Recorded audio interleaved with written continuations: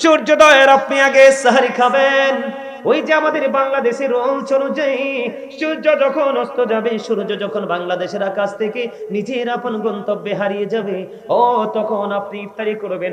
এই গ্যাপের মধ্যে আপনি কোনো খাবার খেতে পারবেন না, এবং এই সময়ের মধ্যে আপনি কোনো যৌন চাহিদা মিটাতে পারবেন না, শারীরিক কোনো ফিজিক্যাল মেলামেশা করতে পারবেন না।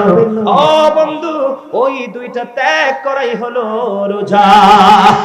আর রোজাকে রোজার মতো করে পরিপূর্ণ করে আপনি আল্লাহর কাছে পৌঁছাইতে চাইলে আপনি অঙ্গীবদ্ধ করা ছেড়ে দিতে হবে। যেমন আপনাকে কেমন ধৈর্যশীল হতে হবে, আমার দিকে তাকান। আপনি একজন আপনাকে বকা দিচ্ছে, কি দিচ্ছে? আপনাকে একজন বকা দিচ্ছে, আপনি প্র্যাকটিক্যালি শুনতে পেয়েছেন, আপনাকে একজন বকা দিচ্ছে। আপনার কাজ হবে শুধু আপনি উত্তর দিয়ে দিবেন, আমি তোমাকে পাল্টা বকা দিব না। আপনি পাল্টা তাকে বকা দিবেন না, আপনি শুধু বলবেন আমি রোজাদার। সে আপনাকে একটা গালি দিবে, আপনি বলবেন আমি রোজাদার। আপনাকে সে একটা গালি দিবে, আপনি বলবেন আমি রোজাদার। ও বন্ধু, আপনি শুধু বলবেন রোজাদার, আর বাকি কাজ হলো আমার আল্লাহর। ঠিক কিনা বলেন? আরে জোরে। আপনি ধৈর্য ধরেছেন, আপনি যখন সারাদিন খাবার খাবেন না, মুখটা বন্ধ বেকার হয়ে যাবে। ঠিক কিনা বলেন? কারণ খাবার যখন চিবিয়ে খাবেন, পানি খাবেন, মুখে দুর্গন্ধ হবে না। আপনি ওই গভীর রজনীতে ভোর রাতে উঠে যখন আপনি সাহারি খাবেন, ওই সাহারি খাওয়ার পরে সূর্যাস্ত পর্যন্ত আপনি পানাহার ত্যাগ করবেন, কোনো খাবার খাবেন না। এর মধ্যে আপনার মুখের মধ্যে দুর্গন্ধ বের হয়ে যাবে। আপনি যখন মুখে মুখে দাঁড়িয়ে কথা বলবেন, আরেকজন আপনার মুখোমুখি দাঁড়িয়ে কথা বলবে না। আমার আল্লাহ রোজাদারকে রোজা রাখার কারণে ডেকে ডেকে বলে, ও রোজাদার, একজন ভাই, একজন বন্ধু, তোমার প্রিয়জন তোমার মুখের দুর্গন্ধ নিতে পারলো না, এটা তার কাছে দুর্গন্ধ মনে হয়েছে রে, আর আমি আল্লাহর কাছে মনে হয়েছে এটা মিশক আম্বরের চাইতে আরো সুগন্ধময়। জোরে জোরে করুন না সুবহানাল্লাহ। ও কোন বাজারের আমার ভাই, আমার বাবা, বাবা গো, আমি আমার মা বোনদেরকে ডেকে ডেকে বলবো গো, হৃদয় উজাড় করে শোনো, তোমরা কোন অজুহাত ছাড়া তোমরা মুসাফির হয়ে গেছো, তোমরা যদি না পারো রোজাটা ভাঙতে পারবা। তুমি অসুস্থ হয়ে গেছো, তুমি রোজাটা ভাঙতে পারবা, কিন্তু বিনা অজুহাতে বিনা জোরে যদি তুমি রোজা একটা রোজা ভাঙো, কারণ রমজানের রোজা রাখা তোমার জন্য ফরজ। কথা বলে না? রমজানের রোজা রাখা তোমার জন্য কি? রমজানের রোজা রাখা তোমার জন্য ফরজ। কোন অজুহাত চলবে না, একটা অজুহাত চলবে, আমি মুসাফির। তুমি যদি একান্তই না পারো, তুমি রোজাটা ভাঙতে পারবা। তুমি যদি বন্ধু অসুস্থ হয়ে যাও, শারীরিক অবস্থা তোমার অবনতির দিকে, পুরো অবস্থাটা তোমার প্রতিকূলে, তুমি রোজাটা ভাঙতে পারবা। কোন অজুহাত ছাড়া যদি তুমি রোজা ভেঙে ফেলো, আমার রাসূল বলে দিয়েছেন, তুমি সারা জীবন যদি তুমি কি করো, চেষ্টা করো, ওই যে অজুহাত ছাড়া রোজা ভেঙেছো, ওই রোজার খেসারত তোমার এই জীবনে দিতে পারবা না। তাহলে রোজা বড় সেনসিটিভ জিনিস। কথা কয় না কেন? আরো জোরে, আর একটু মহব্বতে। আমার আল্লাহ বন্ধু, যারা আল্লাহর পথে পথিক, তাদেরকে ডেকে ডেকে বলে তোমরা অগ্রসর হও। যারা অপরাধী, আল্লাহ রাব্বুল আলামিন তাদেরকে বলছেন, রাসূল জানিয়ে দিয়েছেন, তোমরা থেমে যাও। কি করো? অপরাধীকে কি করতে হবে? থেমে যেতে হবে। আল্লাহ ওয়ালাদেরকে আরো এক্সপেরিয়েন্স ম্যান হতে হবে, অ্যাক্টিভ হতে হবে। তার কারণ কি? ও বন্ধু, আপনারা আমার দিকে তাকান। আল্লাহ রাব্বুল আলামিন জান্নাতের 8টা দরজা খুলে দিবে, জাহান্নামের দরজাগুলো বন্ধ করে দিবে। আপনাদেরকে কেমন করে বন্ধ বোঝাবো? ওরে বল গোলবাহারের ভাই, আমার বাবা গো, তোমরা বেশি বেশি করে রোজা রেখো, কারণ বছরের শুরু থেকে ওই আর এক বছরের শেষ পর্যন্ত এই জান্নাতকে সাজানো হয় শুধু রোজাদারদের জন্য। বছরের শুরু থেকে শেষ পর্যন্ত শুধু জান্নাতকে সাজানো হয়। কি করা হয়? মনে রাখতে হবে, আল্লাহর পথে শহীদ যারা, উচ্চ তাদের শান, মহান খোদা করেন তাদের এমন জীবন দান, রুহু তাদের বানাইয়া সবুজ বরণ পাখি, জান্নাতুল ফিরদাউস বিছে দেন যতনে রাখি, সেটাই থাকি খাই তাহারা জান্নাতি ফলমূল, ওরে বেড়ায় রয় হামেশা খুশিতে মশগুল। আমার ওয়াজ মনে মাঝে মাঝে তারা বুঝে না, বুঝেন না? মনোযোগটা কি একটু ডাউন হয়ে গেছে? এই মেহমান তো উপরে উঠতে চাই না, আমি ডাইক আনছি, দেখেন কি প্রেমের ধোলা লাগছে, দেখেন ক্লান্তি আসেনি। তিনি কিন্তু অসুস্থ, কিন্তু ওনার বডি ল্যাঙ্গুয়েজে অসুস্থ মনে হয়, কারণ ওনার দেহের কথা ভুলে গেছে, উনি শুধু রুহের খোরাক যোগাচ্ছে। কথা কয় না কেন? উনি দেহের কথা কি করেছে? ভুলে গেছে। উনি রূহের জগতে ঢুকে গেছে। মারহাবা করুন না। আপনাদেরকে আমি বরকতের সময় একটা বরকতময় কথা বলি। শান্ত, আমরা যে অনেক ভিতরে সেনাবাহিনী যে আমাদেরকে আটকাইছিল, কোথায় না গেছিলাম মাহফিলে, শ্রীনগর দিয়ে গেছিলাম, পদ্মা সেতু রোডে, দোহার নাকি জানি, দোহারের এদিকে একটা দোহারে মাহফিলে গেছিলাম। মাহফিলের যিনি সভাপতি, ওনাকে দেখে আমার মানে ওই কথাটা মনে পড়ে গেছে, এই রিসেন্ট ঘটনা।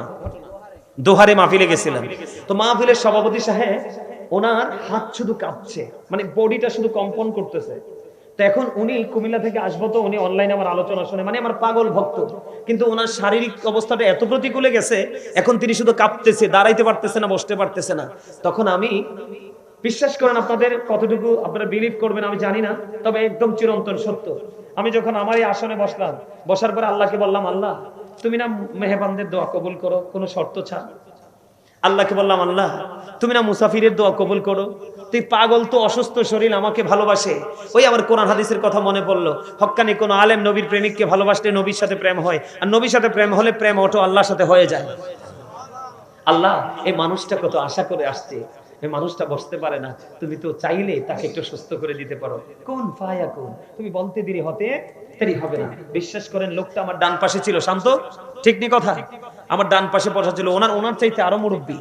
বিশ্বাস করেন, এইভাবে পিছন দিয়ে একটা হাতটা বুলিয়ে দিলাম, ওনার মধ্যে কম্পন গেল কই, মানসিকতা গেল কই, একেবারে সুস্থ। সারাক্ষণ আমার আলোচনা শুনেছে, মুনাজাত দিয়ে আমার সাথে, তারপরে বাড়ি গেছে।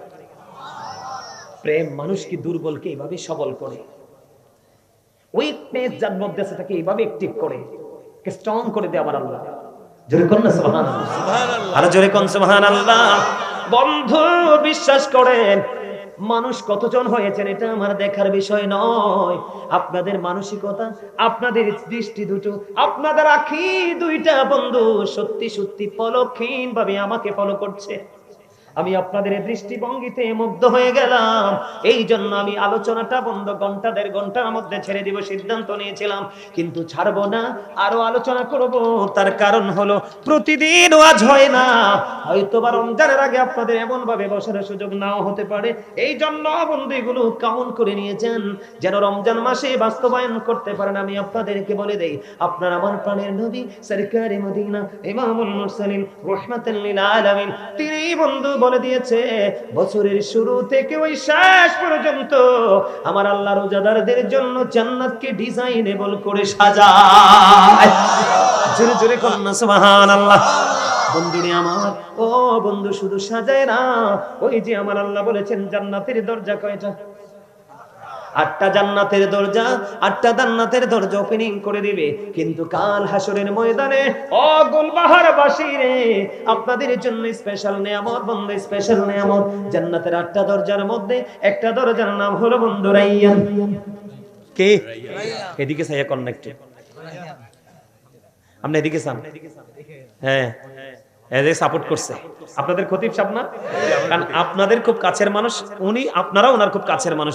কাছের মানুষের সমর্থন মানুষকে অনেকটা উৎসাহিত করে। কথা বলে না কেন? এজন্য ওনার সাথে একটু মজা করে বলছি ওইদিকে তাকানোর জন্য। আপনারা রাগ হয়েছেন?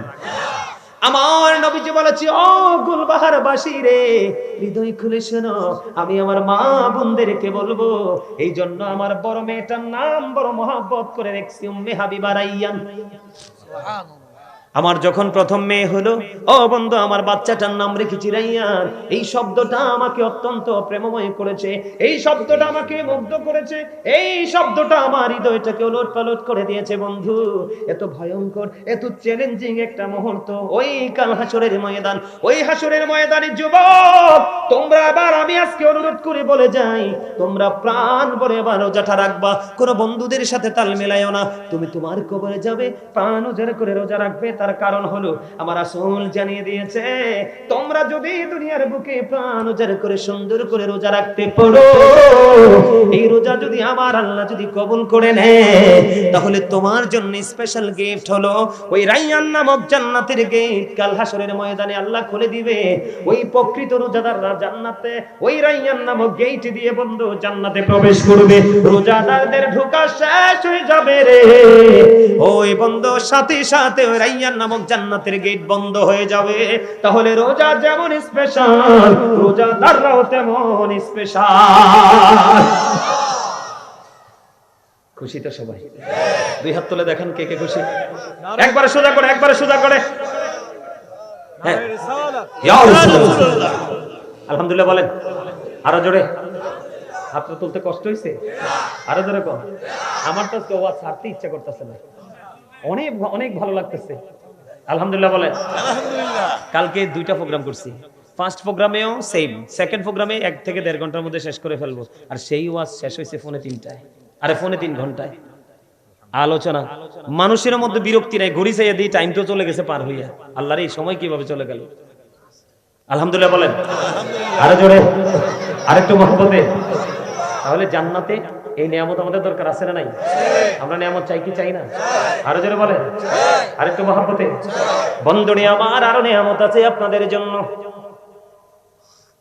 রমজান মাস আপনার আমার জন্য এত বড় নিয়ামত বয়ে এনেছে বন্ধু।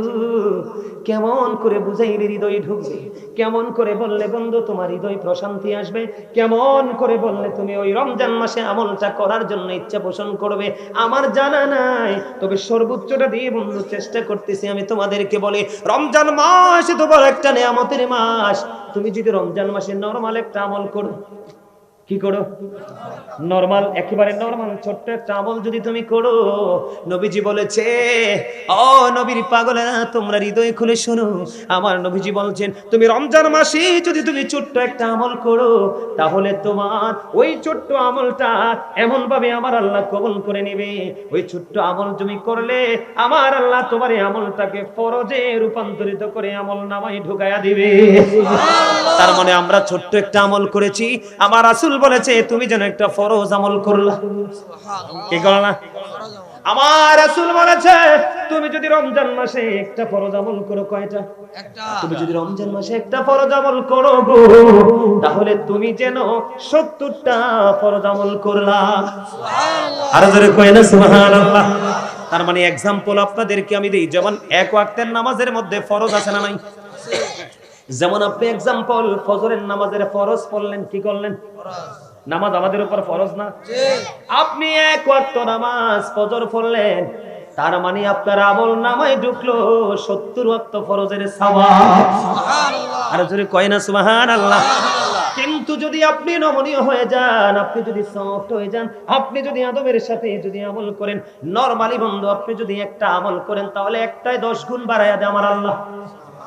শুধু আখিরি নবীর উম্মতের জন্য। কিসের জন্য? আখিরি নবীর উম্মতের জন্য। আপনি যদি একটা আমল করেন, আমার আল্লাহ আপনাকে 10 গুণ বাড়ায় দিবে, কারণ তিনি আমার নবী, শুধু আমাদের নবী নয়, তিনি নবীদেরও নবী। ইমামুল মুরসালিন। বন্ধুরে আমার, আপনার আমলটা আমার আল্লাহর কাছে বেশি পছন্দ হয়ে গেল, আমার আল্লাহর কাছে বেশি ভালো লাগলো।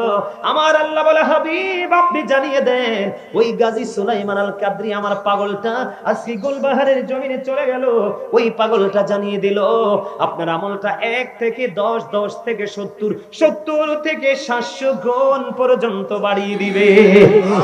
আরে জোরে সুবহানাল্লাহ। আরেকটু মহব্বতে। তাহলে আপনি যদি একটা মিলাদ পড়েন 700 মিলাদের সওয়াব, একটা কোরআন তেলাওয়াত করেন, ও বন্ধু একটা কোরআন তেলাওয়াত করেন, তাহলে আপনার একটা কোরআনে খতম যদি পড়েন 700 কোরআন খতমের সওয়াব। জোরে জোরে কন্না সুবহানাল্লাহ। তাহলে এই রমজানকে হাতছাড়া করা যায়নি। আমরা যাব, করব নি। এখন আপনারা তারাবি কয় রাকাত পড়েন? 20 রাকাত। সবাই কি 20 রাকাতের পক্ষে? 20 রাকাতের পক্ষে কে কে হাত তুলে দেখান। নারে তাকবীর, আল্লাহু আকবার, ইয়া রাসূলুল্লাহ। আপনামান সবাই 20 রাকাতের পক্ষে। আমি আপনাদেরকে একটা মেসেজ দেই ছোট্ট করে বন্ধু, আপনাদেরকে দেখে বলি, না দেখেও বলতে পারতাম। দেখছেন নি আপনাদের এলাকায় কত মানুষ আছে এখনো আসে নাই, কিন্তু আমার সাথে কখন ওই অনেক আগে ফোন একটা রিসিভ যে করছি, ও আজ শুনতেছে তো শুনতেই আছে। আলহামদুলিল্লাহ বলেন না? বিশ্বাস করেন দৈনিক যদি 5টা প্রোগ্রামও করি, আগামী 20 বছরের প্রোগ্রাম শেষ করতে পারবো না। আপনি দেখতেছিলেন তো, আমি যদি দৈনিক 5টা করে প্রোগ্রাম করি, আগামী 20 বছরের প্রোগ্রাম শেষ হবে না। শুধু বাংলাদেশ না, ওই দেখেন আবার কল দিছি, উনি টেনশনে পড়ে গেছে, হুজুর কেন কাটলো? আলোচনা শুনবো। ওই দিন এই লোকটাই আরেকদিন আসছিল প্রায় 46 মিনিটের উপরে, লাস্ট টাইমে ফোন করছে 46 মিনিটের দিকে ওয়াজ শুনতেছে। শুধু দেশ না রে ভাই, এটা আপনাদের দোয়া, ভালোবাসা, মা বাবার দোয়া, মদিনাওয়ালার নজদিক কারণ। শুধু দেশ না, দেশের বাহির থেকে যে কি পরিমাণ অফার, আপনারা আমার ফোন দেখলে অবাক হয়ে যাবেন। বিশ্বাসই করবেন না যে গাজী সুলাইমান কি আমাদের দেশের লোক কিনা। কিন্তু আমি অহংকার করি না, প্রাউড ফিল করি না। আমার জায়গা থেকে 1 ঘন্টার বেশি কেউ আলোচনা করবে না, সর্বোচ্চ 1.5 ঘন্টা, এত ব্যস্ততা। কিন্তু আমি প্রত্যেকটা প্রোগ্রামে সময় দেওয়ার চেষ্টা করি। কেন জানেন? কারণ আমি মনে করি মাহফিল আমার জীবনের শেষ মাহফিল। কারণ আজকের পরে হয়তো বা আমার স্টেজে নাও ওঠার সুযোগ হতে পারে। তা আমি প্রত্যেকটা মাহফিলকে ওইভাবে বরণ করে, গ্রহণ করে আলোচনা করি। এই জন্য আপনাদের দোয়ায় হাজার হাজার ভিডিও অনলাইনে আছে, কিন্তু আমাকে নিয়ে ট্রল করার দুঃসাহস কেউ পায়। কারণ আমি সত্যি আল্লাহ রাসূলকে ভালোবাসি। ভুল হতে পারে, ভুল হওয়াটা স্বাভাবিক, ভুলের ঊর্ধ্বে তো কেউ না। কিন্তু এই ঘন্টার পর ঘন্টা আলোচনা করি, আল্লাহ আমার জবান দিয়ে এলোমেলো কথা বের করে না। আমি আল্লাহর কাছে যে শুকরিয়া জ্ঞাপন করে শেষ করতে পারবো না। সকলে বলুন না আলহামদুলিল্লাহ। আরো জোরে। বন্ধুরে আমার একটুখানি শোনেন, আমাদের দেশে রমজান মাসে তারাবি নিয়ে বিতর্ক আছে না নাই? আর একটু মহব্বতে বলেন, আপনারা শুনবেন নি? ইজমাউ সাহাবাতি আলা আন্না তারাবিহা 20 রাকাআ। সকল সাহাবায়ে কেরামের ইজমা হয়েছে। কি হয়েছে? কথা বলে না কেন? ঐক্যমত হইছে না? সকল সাহাবায়ে কেরাম, যুবক তোমাদের আমি হাত জোর করে বলছি রে যুবক, তোমরা এই দুনিয়ার কমার্শিয়াল বক্তাদের কথা শুনিও না। কেন জানো? আমার নবীজি বলে দিয়েছে কিয়ামতের পূর্বক্ষণে যতগুলো আলামত প্রকাশিত হবে, এর মধ্যে একটা আলামত হলো দুনিয়া লোভী মৌলবী। মন গড়া তোমাকে খুশি করবে তোমার মতো করে, আমাকে খুশি করবে আমার মতো করে। এই বন্ধু মসজিদের সেক্রেটারি সাহেব একটা সর্বোচ্চ পাওয়ার আছে। নবীর দুশমন যদি হয়, ওনার মনের ভাষা বুঝবে, কোন কথা দ্বারা ওনাকে দুর্বল করা যাবে। এই সমস্ত মৌলবী পৃথিবীতে প্রকাশিত হবে। আমার নবীজি বলেছেন দুনিয়ার লোভে পড়ে তারা ভোল বল ফতোয়া দিয়ে সাধারণ মানুষগুলোকে পথভ্রষ্ট করে দিবে। এরা হলো কিয়ামতের আলামত। ওই সমস্ত মৌলবী থেকে তোমরা দূরে থাকো। রাসূল বলেছেন ও ইয়াকুম ও ইয়াহুম, রাসূল বলেছেন তোমরা তাদের থেকে দূরে থাকো, তাদেরকেও তোমাদের থেকে দূরে রাখো। লা ইউদিল্লুনাকুম ওয়া লা ইফতিনুনাকুম। কারণ কি? তাদের সাথে মিশলে তোমরা পথভ্রষ্ট হবে, ফিতনায় পড়বে।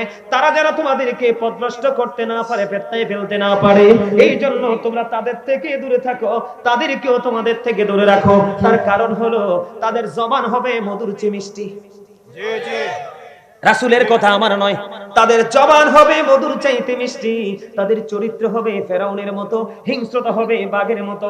তাদের নামাজ দেখলে তোমরা মনে করবে তোমার নামাজ হচ্ছে না, তাদের রোজা দেখলে তোমরা মনে করবে তোমাদের রোজা তাদের রোজার কাছে একেবারে নাথিং। তারা এমন ভাবে কোরআন তেলাওয়াত করবে, তাদের কোরআনটা জিহ্বার হুলকুমের বাহিরে যাবে না, ভিতরে যাবে না, বাহিরে থাকবে। তার মানে তাদের কোরআন তাদের জবানে থাকবে, কোরআনটাকে শুধু তারা নিজের মনে করবে। তাদের নমুনা হলো দেখবেন মাহফিলে গেলে তাকবীর দেয় লিল্লাহি তাকবীর। তাদেরকে চেনার উপায় হলো তারা বলবে লিল্লাহি তাকবীর, জোরে জোরে কোন নাউজুবিল্লাহ, আরো জোরে কোন। কি তাকবীর দিবে? তাদেরকে চেনার উপায় হলো তারা লিল্লাহি তাকবীর দিবে, নারে রিসালাত তারা বলবে না। তারা বুঝে না আল্লাহু আকবার যেখানে মুহাম্মাদও সেখানে, ফরজ নামাজ যেখানে সুন্নাত নামাজও সেখানে, লা ইলাহা ইল্লাল্লাহ যেখানে মুহাম্মাদুর রাসূলুল্লাহ সেখানে। রমজান মাসের দিকে তাকিয়ে দেখেন, আপনি দিনের বেলা রোজা রাখলেন, আল্লাহ বলে হাবিব আমি দিনটা আমি আপনার ভাগে নিয়ে নিলাম, এটা ফরজ আমার জন্য। আর রাত আমি আপনার পক্ষে দিয়ে দিলাম, এটা আপনার উম্মতের জন্য। দিনের বেলা রোজা রাখা ফরজ, আর রাতের বেলা আপনি করেন সুন্নাত এবং নফল। সুন্নাত নফল মুস্তাহাব সব যায় নবীর দিকে। চিনতে পারছেন নি? নবীজি আরো বলে দিয়েছেন তোমরা তাদেরকে চেনার আরেকটা উপায় হলো তাদের ঘাড় হবে মোটা, তাদের সাইজ হবে আমচায়, তারা ঘন ঘন করে মাথার চুল ফালাবে। ওই দেখছেন নি আপনাদের খতিব সাহেব অ্যাক্টিভ আছে, থ্যাংক ইউ ভেরি মাচ। আমার ভাই বলেছে বুখারী শরীফের হাদিস, একদম সহিহ হাদিস। ঠিক করে বলেন। তাদের কথা শোনা যাবে না। বলে হুজুর এই তারাবি থেকে আপনি অন্যত্র গেলেন কেন? আমি আবার পরে শোনাই আপনাদের যেন অসুবিধা না হয়, আপনারা যেন বুঝতে বন্ধু অসুবিধা না হয়। কারণ বন্ধু আমি এসেছি আপনাদেরকে বাঁচানোর জন্য। ওলামায়ে কেরামরা জানতে পেরেছে আমি যে আয়াত তেলাওয়াত করেছি, ইয়া আইয়ুহাল্লাযীনা আমানু কু আনফুসাকুম ওয়া আহলিকুম নারা। আমার আল্লাহ বলেছেন O believer save yourself and your families from the fire. আমার আল্লাহ ঈমানদারকে ডেকে বলেছে ঈমানদার তুমি নিজে জাহান্নাম থেকে বাঁচো, এবং তোমার পরিবারকেও জাহান্নাম থেকে বাঁচাও। আপনারা সবাই আমার পরিবার বলে, হুজুর কেমনে? আমরা সবাই প্রাণের নবীকে ভালোবাসি, আহলে সুন্নাত ওয়াল জামাতের অন্তর্ভুক্ত। আহলে সুন্নাত ওয়াল জামাত হিসাবে নবীর প্রেমের কাতারে আপনারা সবাই আমার আপন। এই জন্য আমার টার্গেট হলো আপনাদেরকে বাঁচানো, আপনাদেরকে সঠিক পথ দেখানো। এই দায়িত্ব আমার উপর। কোরআন হাদিস পড়ার কারণে অটো চলে আসছে। কথা বলেন না কেন? এটা পৃথিবীর কেউ আমাকে দেয়নি, এই পৃথিবীর কেউ আমাকে দেয়নি। আমার রাসূল বলেছেন, দুনিয়ার সম্পদ পেয়ে যে কেউ খুশি হয়, কিন্তু দ্বীনের ধন, কোরআন হাদিসের ইলম পেয়ে, সম্পদ পেয়ে খুশি হয় না। যে খুশি হয় তার নসিব বড় খুশনসিব। আল্লাহ যার মঙ্গল চায়, আল্লাহ যাকে নিয়ামত দিতে চায়, আল্লাহ তাকে দ্বীনের শিক্ষা দেয়। আল্লাহ যাকে যার মঙ্গল চায় না, আল্লাহ তাকে দ্বীনের শিক্ষা দেয় না। আমরা যারা আলেমরা আছি, আমরা শুধু পড়াশোনা করি, যেমন I like to study for help others, এটা আমার বক্তব্য। আমি এখনো পর্যন্ত আমি যেমন বন্ধু ব্যতিক্রমের জগতে আছি, দুনিয়ার কোনো কাজ আমার করতে হয় না, কোনো বাজার করতে হয় না, সংসারের কোনো দায়িত্ব আমার পালন করতে হয় না। আমার বিবি আছে, আমার সন্তান আছে, ছোট ছোট ভাই বোনেরা আছে, সব দায়িত্ব আমার বাবা পালন করে। আমার মতো ফ্রি মানুষ আমার মনে হয় বাংলাদেশে আর কোনো বক্তা নাই, কোনো আলেম নাই। আমি আমার বাচ্চার জন্য পর্যন্ত বাজার করতে হয় না। এই জন্য বন্ধু যত সময় পাই শুধু কিতাব নিয়ে বসে থাকি। তার কারণ হলো, ও বন্ধু, আমাদের দিকে অসংখ্য পাগল তাকিয়ে থাকে। ঠিক কিনা বলেন? আমার দিকে তাকান বন্ধু। হাদিস শরীফের মধ্যে এসেছে আপনারা ওই আমলটা আগামী দিন থেকে করবেন। আমার নবীজি বলেছেন, তুমি যদি রাতের বেলা 1 ঘন্টা বা কিছু সময় যদি দিনের শিক্ষা অর্জন করো, আমার নবীজি বললেন তুমি যেন সারা রাত ভর ইবাদত করলে। তার মানে রাতের যেই কোনো অংশে 1 ঘন্টা বা কিছু সময় আপনি শিক্ষা অর্জন করার জন্য, এই যে আজকে আপনারা বসছেন, আপনারা তো শিক্ষা অর্জন করতে বসছেন, আপনারা কিছুক্ষণ পরে মাহফিল ছেড়ে চলে যাবেন। আপনাদের বন্ধু সারা রাত আপনাদের ঘুমটা পর্যন্ত আমল হিসাবে কবুল হবে। তবে আজকে সবচেয়ে বেশি ধনী হলো আমার যুবক বন্ধুরা, কারণ আমার আল্লাহ যুবকদের আমল বেশি পছন্দ করে। কারণ যৌবন কাল হলো শয়তানির সময়। এই শয়তানিকে কবর দিয়ে আজকে যে যুবকেরা জান্নাতের বাগানে এসেছো, আমার মন বলে ওই যে হাদিস শরীফ পড়েছি, 7টা শ্রেণীর মানুষের জন্য আল্লাহর আরশের ছায়ার নিচে জায়গা দিবে। এক শ্রেণী হলো পৃথিবীর আল্লাহওয়ালা যুবকেরা। সুবহানাল্লাহ বলেন না? আমার রাসূল বলেছে, এবার আসেন, একদিন যদি আপনি দ্বীনের শিক্ষায় নিজেকে নিয়োজিত রাখতে পারেন, অর্জনে, দ্বীনের শিক্ষা অর্জনে যদি আপনি একটা দিন যদি সময় দিতে পারেন, আমার নবীজি বলেছে একদিন দ্বীনের শিক্ষা অর্জনের মধ্যে নিজেকে নিয়োজিত রাখলো, যে সে 3 মাস যেন রোজা রাখলো। সুবহানাল্লাহ। তার মানে একদিন আপনি যদি দ্বীনের শিক্ষা অর্জন করেন, আপনি 3 মাস রোজা রাখার সমান সওয়াব আপনার আমলনামায় ঢুকবে। ওমা সহজ মনে করছে? মানে তার মানে 3 মাস হইলে 3 বছর রোজা লাগবে। কয় বছর? রোজার মজা কত জানেননি? আমার রাসূল বলেছেন, রমাদান ও ইলা রমাদান, আপনি এক রমজান থেকে আরেক রমজানের মাঝখানে যে গ্যাপ আছে, 2 দিকে রোজার কারণে আপনার মাঝখানে গুনার কাফফারা হয়ে যাবে। সুবহানাল্লাহ। তবে শর্ত দিয়েছে রাসূল, কবিরা গুনাহ করা যাবে না। কবিরা গুনাহ থেকে বেঁচে থাকতে হবে। আমার কালা বাইটা যায় কি লাগে? এর আগে জানি জিগান আমার কালা বাইটা রে। হালো সেরাই। হ্যাঁ ঠিক আছে, আর হাসি বুঝতে পারছি সে মাহফিল ছেড়ে যায় না। আলহামদুলিল্লাহ কর। এই কারণে বলছি, এই যুগের মৌলবীরা ফিতনা দিবে, কারণ এদের সঠিক শিক্ষা থাকবে না। দাদা ভাই ঠিক নিও, ওই খতিব সাহেব এদিক যায় কোন, তারা সঠিক শিক্ষা থাকবে না, সঠিক কিতাব পড়ার নসিব হবে না। যারা তারাবিকে ছোট করেছে, বিভিন্ন আমলকে ছোট করেছে, নবীর প্রেমকে কবর দিয়েছে, তারা দেখেন মাদ্রাসা এবং রাস্তায় ভিক্ষা করে। কথা কয় না কেন? কিন্তু আহলে সুন্নাত ওয়াল জামাতের মসজিদ মাদ্রাসা স্টুডেন্টরা কখনোই রাস্তায় দাঁড়ায় দাঁড়ায় ভিক্ষা করে না, কারণ এই শিক্ষা আমার নবীর নাই। কথা কয় না কেন? আরো জোরে বলেন না, আর একটু মহব্বতে। বন্ধুরে আমার, আপনার আমার প্রাণের নবী তিনি কি বলেছেন? আমার আপনার প্রাণের নবী অত্যন্ত চমৎকার ভাবে আপনাকে আমাকে স্ট্রংলি তিনি বলে দিয়েছেন।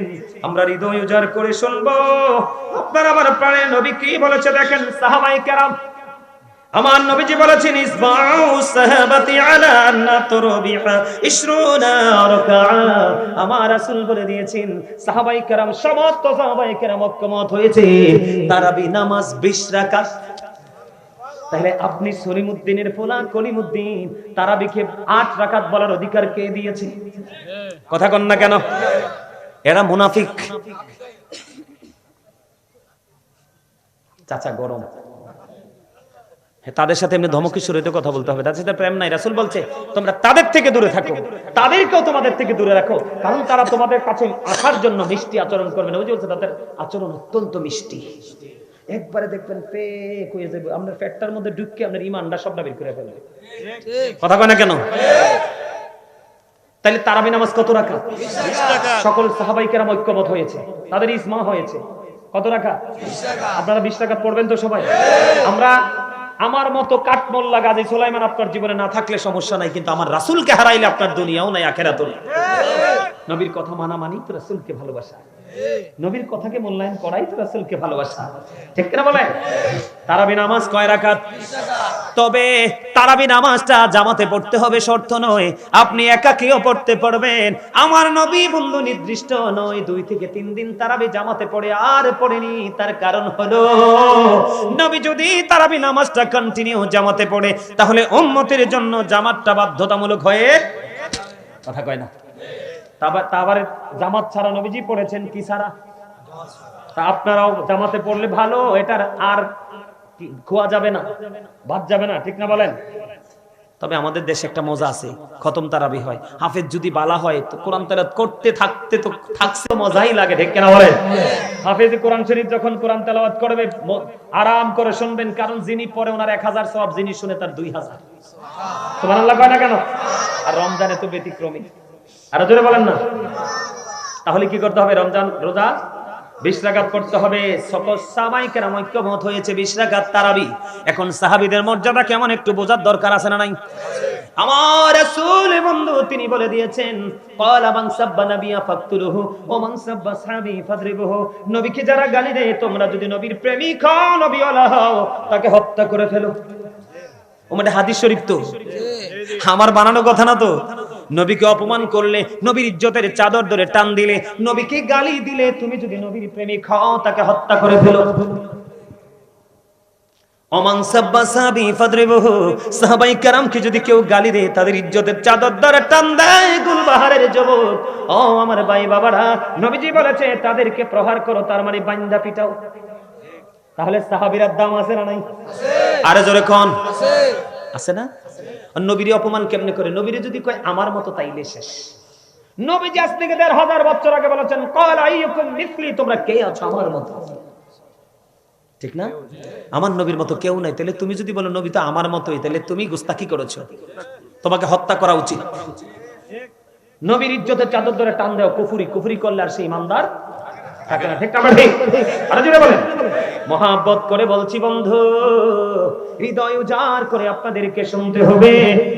বন্ধু, সাহাবীদের ঘোড়ার নিচের 3 আঙ্গুলের 1 চিমটি মাটি, সাহাবীদের ঘোড়ার নিচের 3 আঙ্গুলের 1 চিমটি মাটি যদি একটা পাল্লায় তোলা হয়, আর সমস্ত গাউসে পাক থেকে কিয়ামত পর্যন্ত যত আল্লাহর ওলি পৃথিবীতে আসবে, সবগুলো আল্লাহর ওলিকে যদি একটা পাল্লায় তোলা হয়, ওই সাহাবীদের ঘোড়ার নিচের 3 আঙ্গুলের 1 চিমটি মাটির ওজন ভারী হবে। সর্বশেষ একটা আলোচনা করব আজকে, কি একটা ওয়াজ করা দরকার, আপনারা শুনলে করব। গতকালকে আমি অনেক রাত্র হয়েছে বাসায় ঢুকছি, যে আমাদের সভাপতি সাহেব বলছে শুনবে। সভাপতি সাহেব অ্যাক্টিভ আছে দুটোটা, এটাও একটু ওইটাও একটিভ। এইরকম সেক্রেটারি সভাপতি হইলে মসজিদ কখনো নষ্ট হবে না। আরো জোরে কর। আমি বিভিন্ন জায়গায় মাহফিলে দাদা ভাই যাই, ওরে বাপ রে বাপ, সভাপতি এত মোটা, মানে আমরা 5 জনও ধরতাম না। আসলে কোন মোটার কথা বলছি বুঝছেন নি? এত ভাব। মনে রাখবেন, যার মধ্যে আছে ভাব তার মধ্যে আছে প্রকৃত প্রেমের অভাব। ওমা জিদি কয় না, প্রেমের অভাব মানে বুঝেন নাই? প্রকৃত ইসলাম নাই। যদি থাকতো শুধু প্রাউড ফিল করতো না, অহংকার করতো না, ঠিক না? ঠিক। আপনাদের দুটোটাই সফট, আলহামদুলিল্লাহ বলেন। আমি শুধু জুম্মার দায়িত্ব ছাড়ছি সভাপতি সেক্রেটারি বেদফির কারণে। সুদের ওয়াজ করলে কানে কানে, গুজরি না করলে হয় না, ভিসা দিয়ে বিডি বেড়া তোর কপাল চাই। আলহামদুলিল্লাহ। আরে ভাই, খতিব সাহেবকে বলতে দিবেন, আপনি মানবেন কি মানবেন না সেটা ডিসাইড করবেন আপনি। তাকে বলতে দিতে হবে। আজকে হয়তো ভালো লাগছে না, আগামী দিন ভালো লাগতেও তো পারে। কিন্তু কখনো কোনো ইমাম সাহেব, খতিব সাহেবদের কণ্ঠ চেপে ধরা যাবে না। তাদের বাকরুদ্ধ করা যাবে না, তাদেরকে উন্মুক্ত করে দিতে বলতে থাকেন কে যে হেদায়েত হবে সেটা মালিক জানে, কিন্তু বলতে হবে। ঠিক না ঠিক? বলতে লাগলে বলতে থাকবেন শুধু। আলহামদুলিল্লাহ বলেন। আমি কালকে প্রোগ্রাম শেষ করে যাচ্ছিলাম, আমি দেখি নাই, আমার সাথে যারা ছিল এবং আমার ড্রাইভার, আমাদের কুমিল্লা সিটি যখন আমি ক্রস করে ঢুকছিলাম, আমার বাসার যে গলি সেই গলি দিয়ে তখন একটা মোড় নিতে হয়, একটা টার্নিং নিতে হয়। টার্নিং এ দেখছে একটা মহিলা, একটা সিঙ্গেল একটা মহিলা, সে মসজিদে নামাজ পড়ে বাসার দিকে যায় রাত্র প্রায় 2:30 থেকে 3টা। কয়টা? 3টা। 2:30 থেকে। আপনারা হাদিস কোরআন জানার দরকার নেই, আপনারা বলেন একটা নারী কি রাস্তায় এত গভীর রাতে নিরাপদ? না, কখনোই না। সে কি মসজিদে এসে নামাজ পড়া তার জন্য ফরজ? না। ফরজ? আরে নারীদের উপর তো আমার আল্লাহ জুম্মার নামাজ, ঈদের নামাজ ফরজ করে নাই, জামাত ফরজ করে নাই। যেই জায়গাতে তাদের উপর নামাজটাই ফরজ করে নাই, তাহলে জামাত পড়ার তো প্রশ্নই আসে না। কথা বলেন না ভুল বলছি? সাইয়্যিদুল আইয়াম, জুম্মার দিন, শ্রেষ্ঠ দিন ফ্রাইডে, শুক্রবার, যেই দিনটা রোজার ঈদ কুরবানির ঈদের চাইতে উত্তম, সেই দিনে নারীদের জন্য নামাজ ফরজ না, তাহলে তারা কোন যুক্তিতে মসজিদে নামাজ পড়তে যায়? আমার কথা কি বুঝতে পারছেন? আপনারা দেখছেন কিনা জানি না, উত্তর দিকে গত বছর অনলাইনে দেখেছি একটা মহিলা ভোর রাতে সাহারি খেয়ে এসে এক ঘর থেকে আরেক ঘরে যাওয়ার সময় এক নিঝুম জায়গায় কয়েকটা ছেলে ধরে গভীর রাতে তাকে ধর্ষণ করেছে। নাউজুবিল্লাহ বলেন, আরো জোরে বলেন। আপনারা ঘেটে দেখবেন অনলাইনে, আমি ভিডিওটা ভালো করে দেখেছি, খবরটা এইভাবে আসছে। ওই বাড়ি থেকে অন্ধকারে চাপিয়ে ধরেছে, তার ইজ্জত লুটে নিয়েছে। আমার আল্লাহ বলে দিয়েছেন, ওয়াকরনা ফি বুয়ুতিকুন্না ওয়ালা তাবাররুজনা তাবাররুজাল জাহিলিয়াতিল উলা। আল্লাহ নারীদেরকে বলছে, ওই জাহিলি যুগের নারীদের মতো তোমরা তোমাদের রূপটা বেগানা পুরুষকে, তার মানে তোমরা পর্দা করো, ঘরে থাকো। যদি ঘর থেকে বের হও, ঘর নিয়ে বের হয়, তারপরও নারীদের একলা বের হওয়ার কোনো বিধান হয়? উপযুক্ত ছেলে থাকতে হবে, না হয় স্বামী থাকতে হবে, না হয় বাবা থাকতে হবে। একটা নারী তার সীমানা ছেড়ে কি করতে পারবে না? একাকী বিচরণ করতে পারবে না। না, আল্লাহ রাসূল বলেছে নারীরা হলো গোপনীয় জীব। নারীরা কি? গোপনীয় জীব। তোমরা গোপন জায়গায় থাকো। নারীরা যখন প্রকাশ্যে আসে তখন শয়তান তাদেরকে দেখলেও কি ঝুঁকি দেয়। এটা হাদিস শরীফ। উম্মে মাকতুমের পুত্র আব্দুল্লাহ নবীজির দরবারে আসতেছে, মাইমুনা সহ আমার নবীজির দরবারে উম্মে সালমা সহ ছিলেন। যখন খেয়াল করেন নারী দ্বারা কত সেনসিটিভ ভাবে থাকতে হবে। যখন উম্মে মাকতুমের পুত্র আব্দুল্লাহ নবীজির দরবারের দিকে আসতেছে, এবার আমার নবী উপস্থিত নারীদেরকে বললেন, তোমরা এখান থেকে আত্মগোপন করা, উঠে চলে যাও।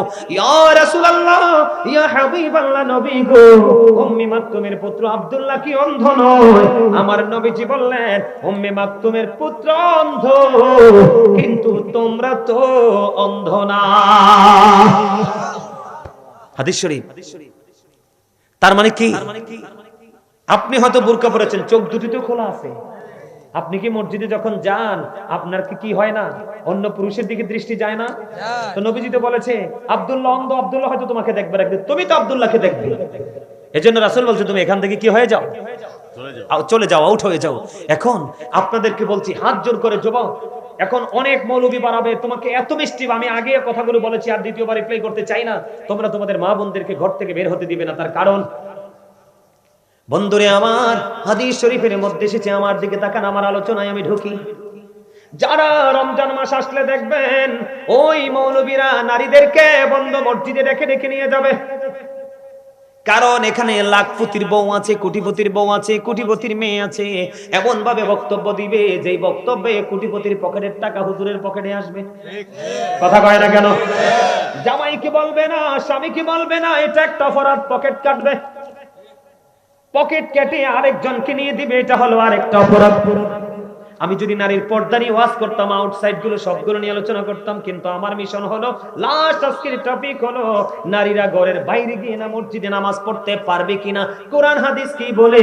কোরআন থেকে তথ্য পেয়ে গেলাম, নারীরা ঘরে থাকো। কে থাকো? ওই জাহিলি যুগের নারীদের মতো নিজেদেরকে অন্যরূপ পুরুষের সামনে কি করো না, প্রেজেন্ট করো না।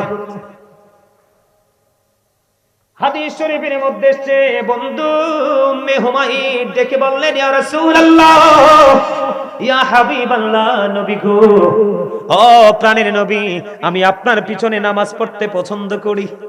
খেয়াল করেন যুবক, তোমরা খেয়াল করো, ওই মুনাফিক মার্কা মৌলবীরা, ওই খবিসরা কোরআন হাদিস ভালো করে পড়তে জানে না, কারণ ভালো কিতাব কেনার সক্ষমতা তাদের নাই। এই জন্য তারা ধান্দায় আছে পৃথিবীর উপার্জন নিয়ে, ঠিক কিনা বলে? এই জন্য তারা টার্গেট করে কলেজ ইউনিভার্সিটির স্টুডেন্টদেরকে, ইয়াং জেনারেশনকে তারা টার্গেট করে করে সমাজের মধ্যে হট্টগোল লাগায়া মসজিদ থেকে সঠিক আলেমকে বের করে, কথা কয় না কেন? সঠিক আলেমদেরকে বের করে সমাজের মধ্যে হট্টগোল লাগায়া একটা সিমপ্লেট করে বন্ধু আল্লাহ রাসূলের দুশমন মৌলবী ঢুকায়, আর তখনই সমাজটা গোমরা হয়। তার একটা এক্সাম্পল, বেশ কয়েকদিন আগে আমি বন্ধু একটা মাহফিলে গেলাম, সভাপতি সাহেব বাম পাশে সম্ভবত বসা ছিল, মনটা খুব খারাপ। আমি বারবার বলি সুবহানাল্লাহ বলেন, আলহামদুলিল্লাহ বলেন, কিন্তু মানুষগুলো সুবহানাল্লাহ বলে না, আলহামদুলিল্লাহ বলে না, দুরূদ পড়ে না। সভাপতি কানে কানে আমার বলে, হুজুর, আমার জীবনে আমার এই মাঠে আপনার মতো আলোচক কোনোদিন আনতে পারিনি।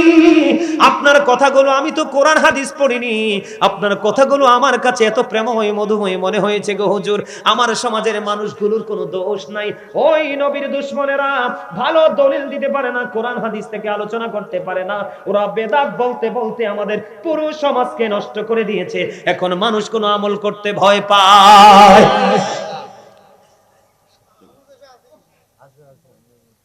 এদের সাথে চলাফেরা করা যাবে না, বিয়ে শাদী করা যাবে না, ওঠা বসা করা যাবে না, কোন প্রেমের বন্ধনে আবদ্ধ হওয়া যাবে না। নবীজি বলছেন, ইয়াকুম ওয়া ইয়াহুম, তোমরা তাদের থেকে দূরে থাকো, তাদেরকেও দূরে রাখো। জোরে জোরে কন্না আলহামদুলিল্লাহ। আমার রাসূলকে যখন ও বন্ধু উম্মে হুমায়রা বললেন, বলার পরে আমার নবীজি বললেন, হ্যাঁ হ্যাঁ, আমি জানি তুমি আমার পিছনে নামাজ পড়তে পছন্দ করো, আমি জানি তুমি আমার পিছনে নামাজ পড়তে পছন্দ করো রে উম্মে হুমায়রা, আমি নবী জানি তুমি আমার পিছনে নামাজ পড়তে পছন্দ করো, কিন্তু তুমি আমি নবীর পিছনে নামাজ পড়ার চাইতে উত্তম হলো তোমার ঘরের অভ্যন্তরীণ নামাজ। অভ্যন্তর বুঝছেন নি? ঘরের বারান্দায়ও না, ঘরের দরজায়ও না, একবারে খাস যে কামরাটা, যে রুমটা, তুমি ফ্রিলি নামাজ পড়তে পারবা। মনে রাখবেন, পুরুষ এবং নারী সৃষ্টিগতভাবে যেমনি আলাদা, কথা কয় না কেন, তার বডি স্ট্রাকচারটাও তেমনি আলাদা। পুরুষের বডি ল্যাঙ্গুয়েজ, নারীদের বডি ল্যাঙ্গুয়েজ দুটো আলাদা, কথা বলেন না কেন? তার আমলের ধারাটাও আলাদা, নিয়ত বাঁধার ধারাটাও আলাদা। যেমন আমরা নিয়ত বাঁধি নাভির নিচে, কথা কয় না, আর নারীরা হাত রাখে। আমাদের হাত বাঁধা, নারীদের হাত রাখা। তাহলে কি বোঝা গেল? ও বন্ধু, এখান থেকে কি জানতে পারলেন? নারীর সিস্টেম আলাদা, পুরুষের সিস্টেম আলাদা। ও বন্ধু, আমি আপনাদেরকে বলি, আপনি ঘরের নামাজ ছেড়ে যদি মসজিদে এসে নামাজ পড়েন, কম পক্ষে 1 রাকাতে 25 রাকাতের সওয়াব।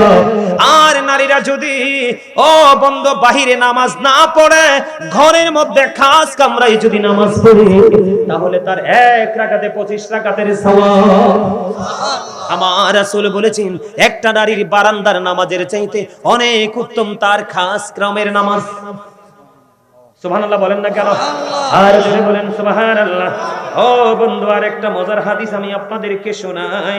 বন্ধু, আমি আপনাদেরকে মজার একটা হাদিস শোনাবো। আবু আমর শাইবানী রাদিয়াল্লাহু তাআলা আনহু থেকে হাদিস কানা বর্ণিত। তিনি বললেন, আমি প্র্যাকটিক্যালি দেখেছি। কি করেছি? প্র্যাকটিক্যালি দেখেছি। যুবক তোমরা শোনো, আবু আমর শাইবানী রাদিয়াল্লাহু তাআলা আনহু তিনি বললেন, আমি প্র্যাকটিক্যালি দেখেছি আব্দুল্লাহ ইবনে মাসউদ রাদিয়াল্লাহু তাআলা আনহু একটা নারী তিনি জুমার দিনে জুম্মার নামাজ পড়ার জন্য তিনি মসজিদে ঢুকে গেল। মসজিদে যখন ঢুকে গেল, আবু আমর শাইবানী রাদিয়াল্লাহু তাআলা আনহু বললেন, আমি নিজে দেখতে পেয়েছি আব্দুল্লাহ ইবনে মাসউদ রাদিয়াল্লাহু তাআলা আনহু ওই নারীটাকে মসজিদ থেকে বের করে দিলেন, আর বলতে লাগলেন, তোমার ওই মসজিদ থেকে তোমার উত্তম নামাজ হলো তোমার ঘরের নামাজ। রমজান মাস আসলে টাকা কামাইয়ের জন্য পাগল হয়ে যান নবীর দুশমনেরা, কথা কয় না কেন? পাগল হয় কি হয় না? কয়দিন আগে আরিফ, ওই যে আমরা যে ইয়াতে গেলাম, যে একটা মাহফিলে, সুলতানপুর দিয়ে যে একটা মাহফিলে ঢুকলাম, মাহফিলটার নাম কি জানি? আরে কয়দিন আগে যে একটা মাহফিলে গেলাম সুলতানপুর দিয়ে, হ্যাঁ না সোহাদা দরবার শরীফে না, তার আগে ওই যে একটা হুজুর যে দাওয়াত দিল, সারা জীবন কইছে আমরা মাহফিলের তাবারুক খাওয়া বেদাত, মিলাদের তাবারুক খাওয়া বেদাত। বিশ্বাস করেন আমার ড্রাইভার আমাকে বলতেছে, হুজুর কয় আপনি পিছনেরটি কি কই দেরবেন না? আমি কই না। কয় পিছনেরটি হইলো যেটি ওই আমাদেরকে আজীবন বেদাতই বলছে, আমাদের মিলাদকে তাবারুককে বেদাত বলছে, এরা সবগুলো মাহফিল ছেড়ে যখন আমরা তাবারুক দেওয়ার সময় হয়েছে সব ডিফলেট লয়ে বসে গেছে। কথা কি বুঝতে পারছেন আমার? কয়দিন আগে এক বুড়িমা ফোন দিল চট্টগ্রাম থেকে, একবারে বুড়া। তো ওই মুরব্বীর মানে মানুষকে আল্লাহর রাস্তায় খাওয়াইতে মন চাইছে। কি চাইছে?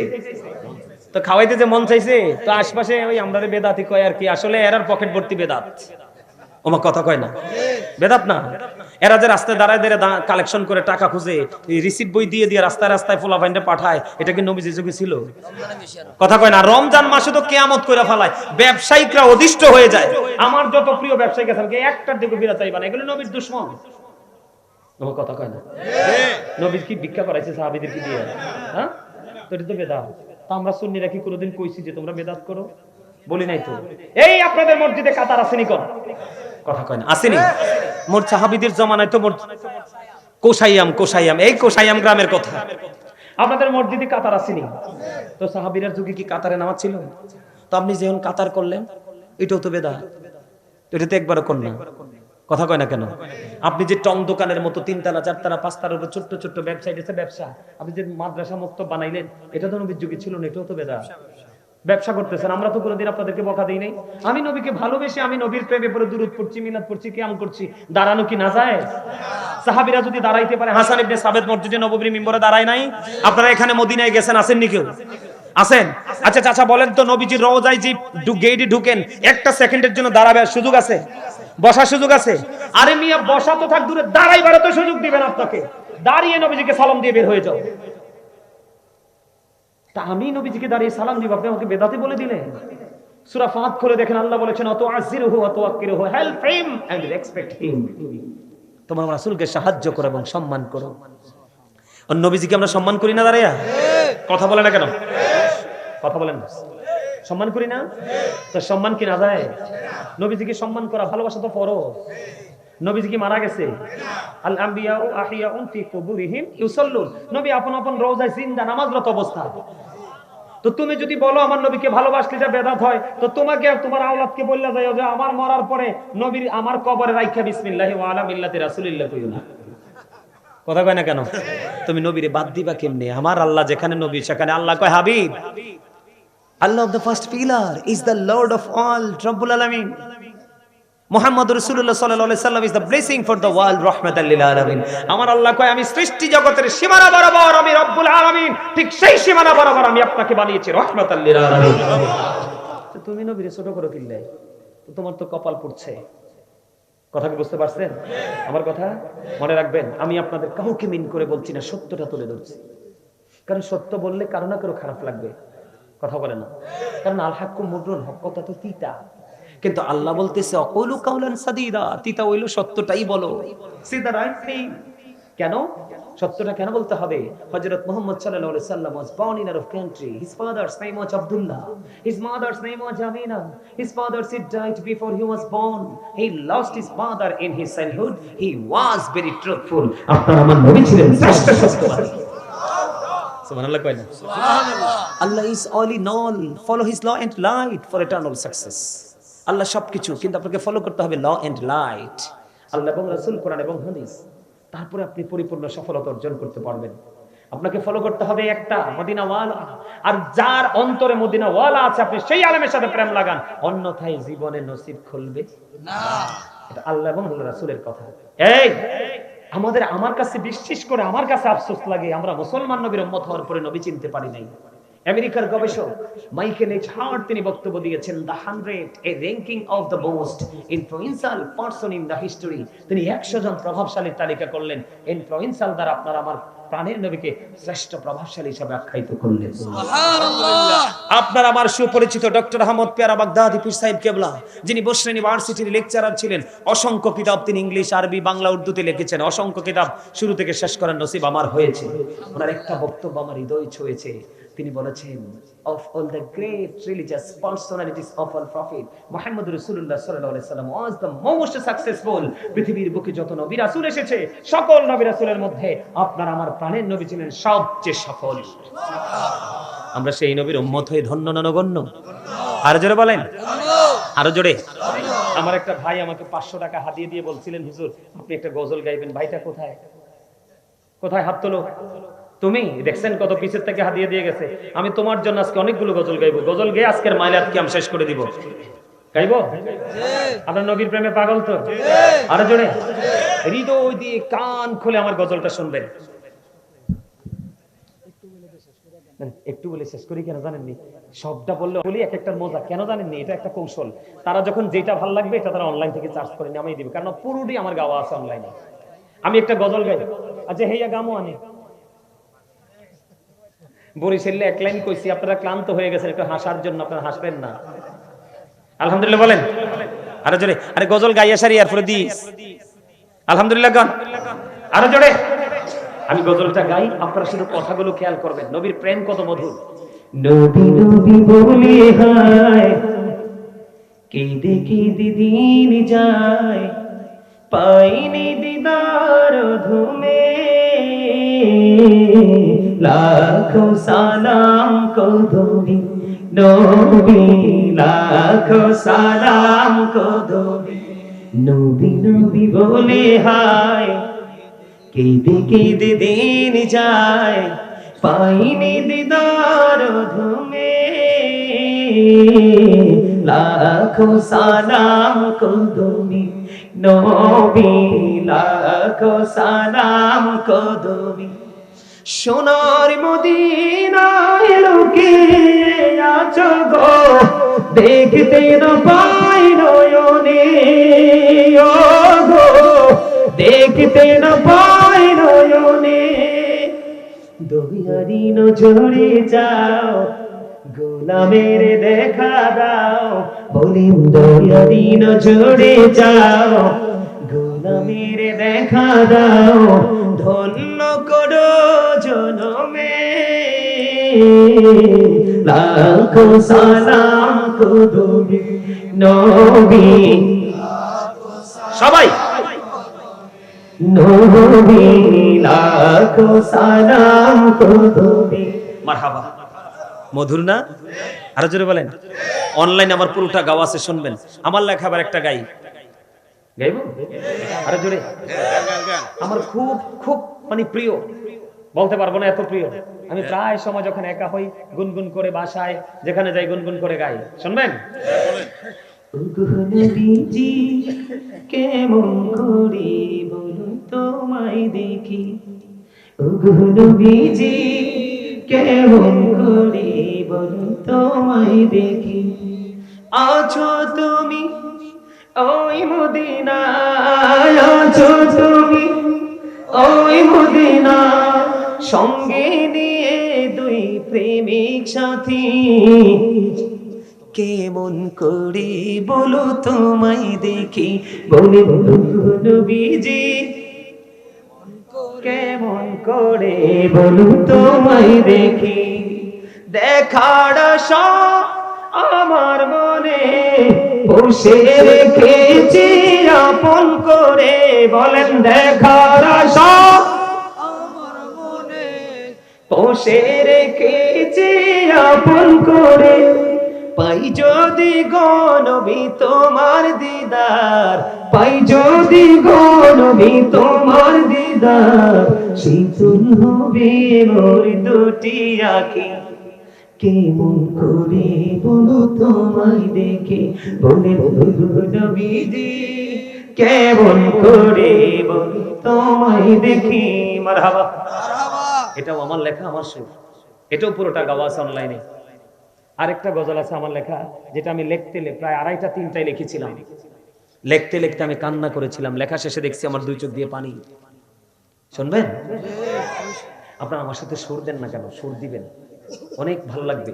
যেই জায়গাটা আপনাদের কাছে খুব স্বাভাবিক ফ্রি মনে হবে, এটাই সবাই মিলে সুর দিবেন, দেখবেন জান্নাতের বাগানটা মুখরিত হয়ে যাবে। আমরা শেষ সময় নবীর প্রেমে আমাদেরকে উৎসর্গ করে আমরা আজকে জান্নাতের বাগান থেকে বিদায় নিতে চাই। কথা কয় না কেন? আরো জোরে বলেন, আরো জোরে। সূরা কদর একটু বয়ান একটু করেন।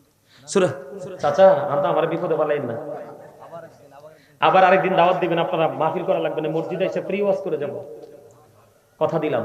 হাদিয়া লাগবে না, কারণ আপনাদেরকে আমার এত পছন্দ হয়েছে, এত পছন্দ।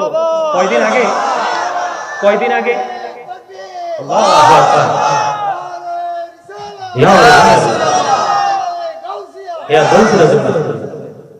রোজাই হোক আর যে সময় হোক আপনারা বলবেন, আমি আসবো, কথা দিলাম।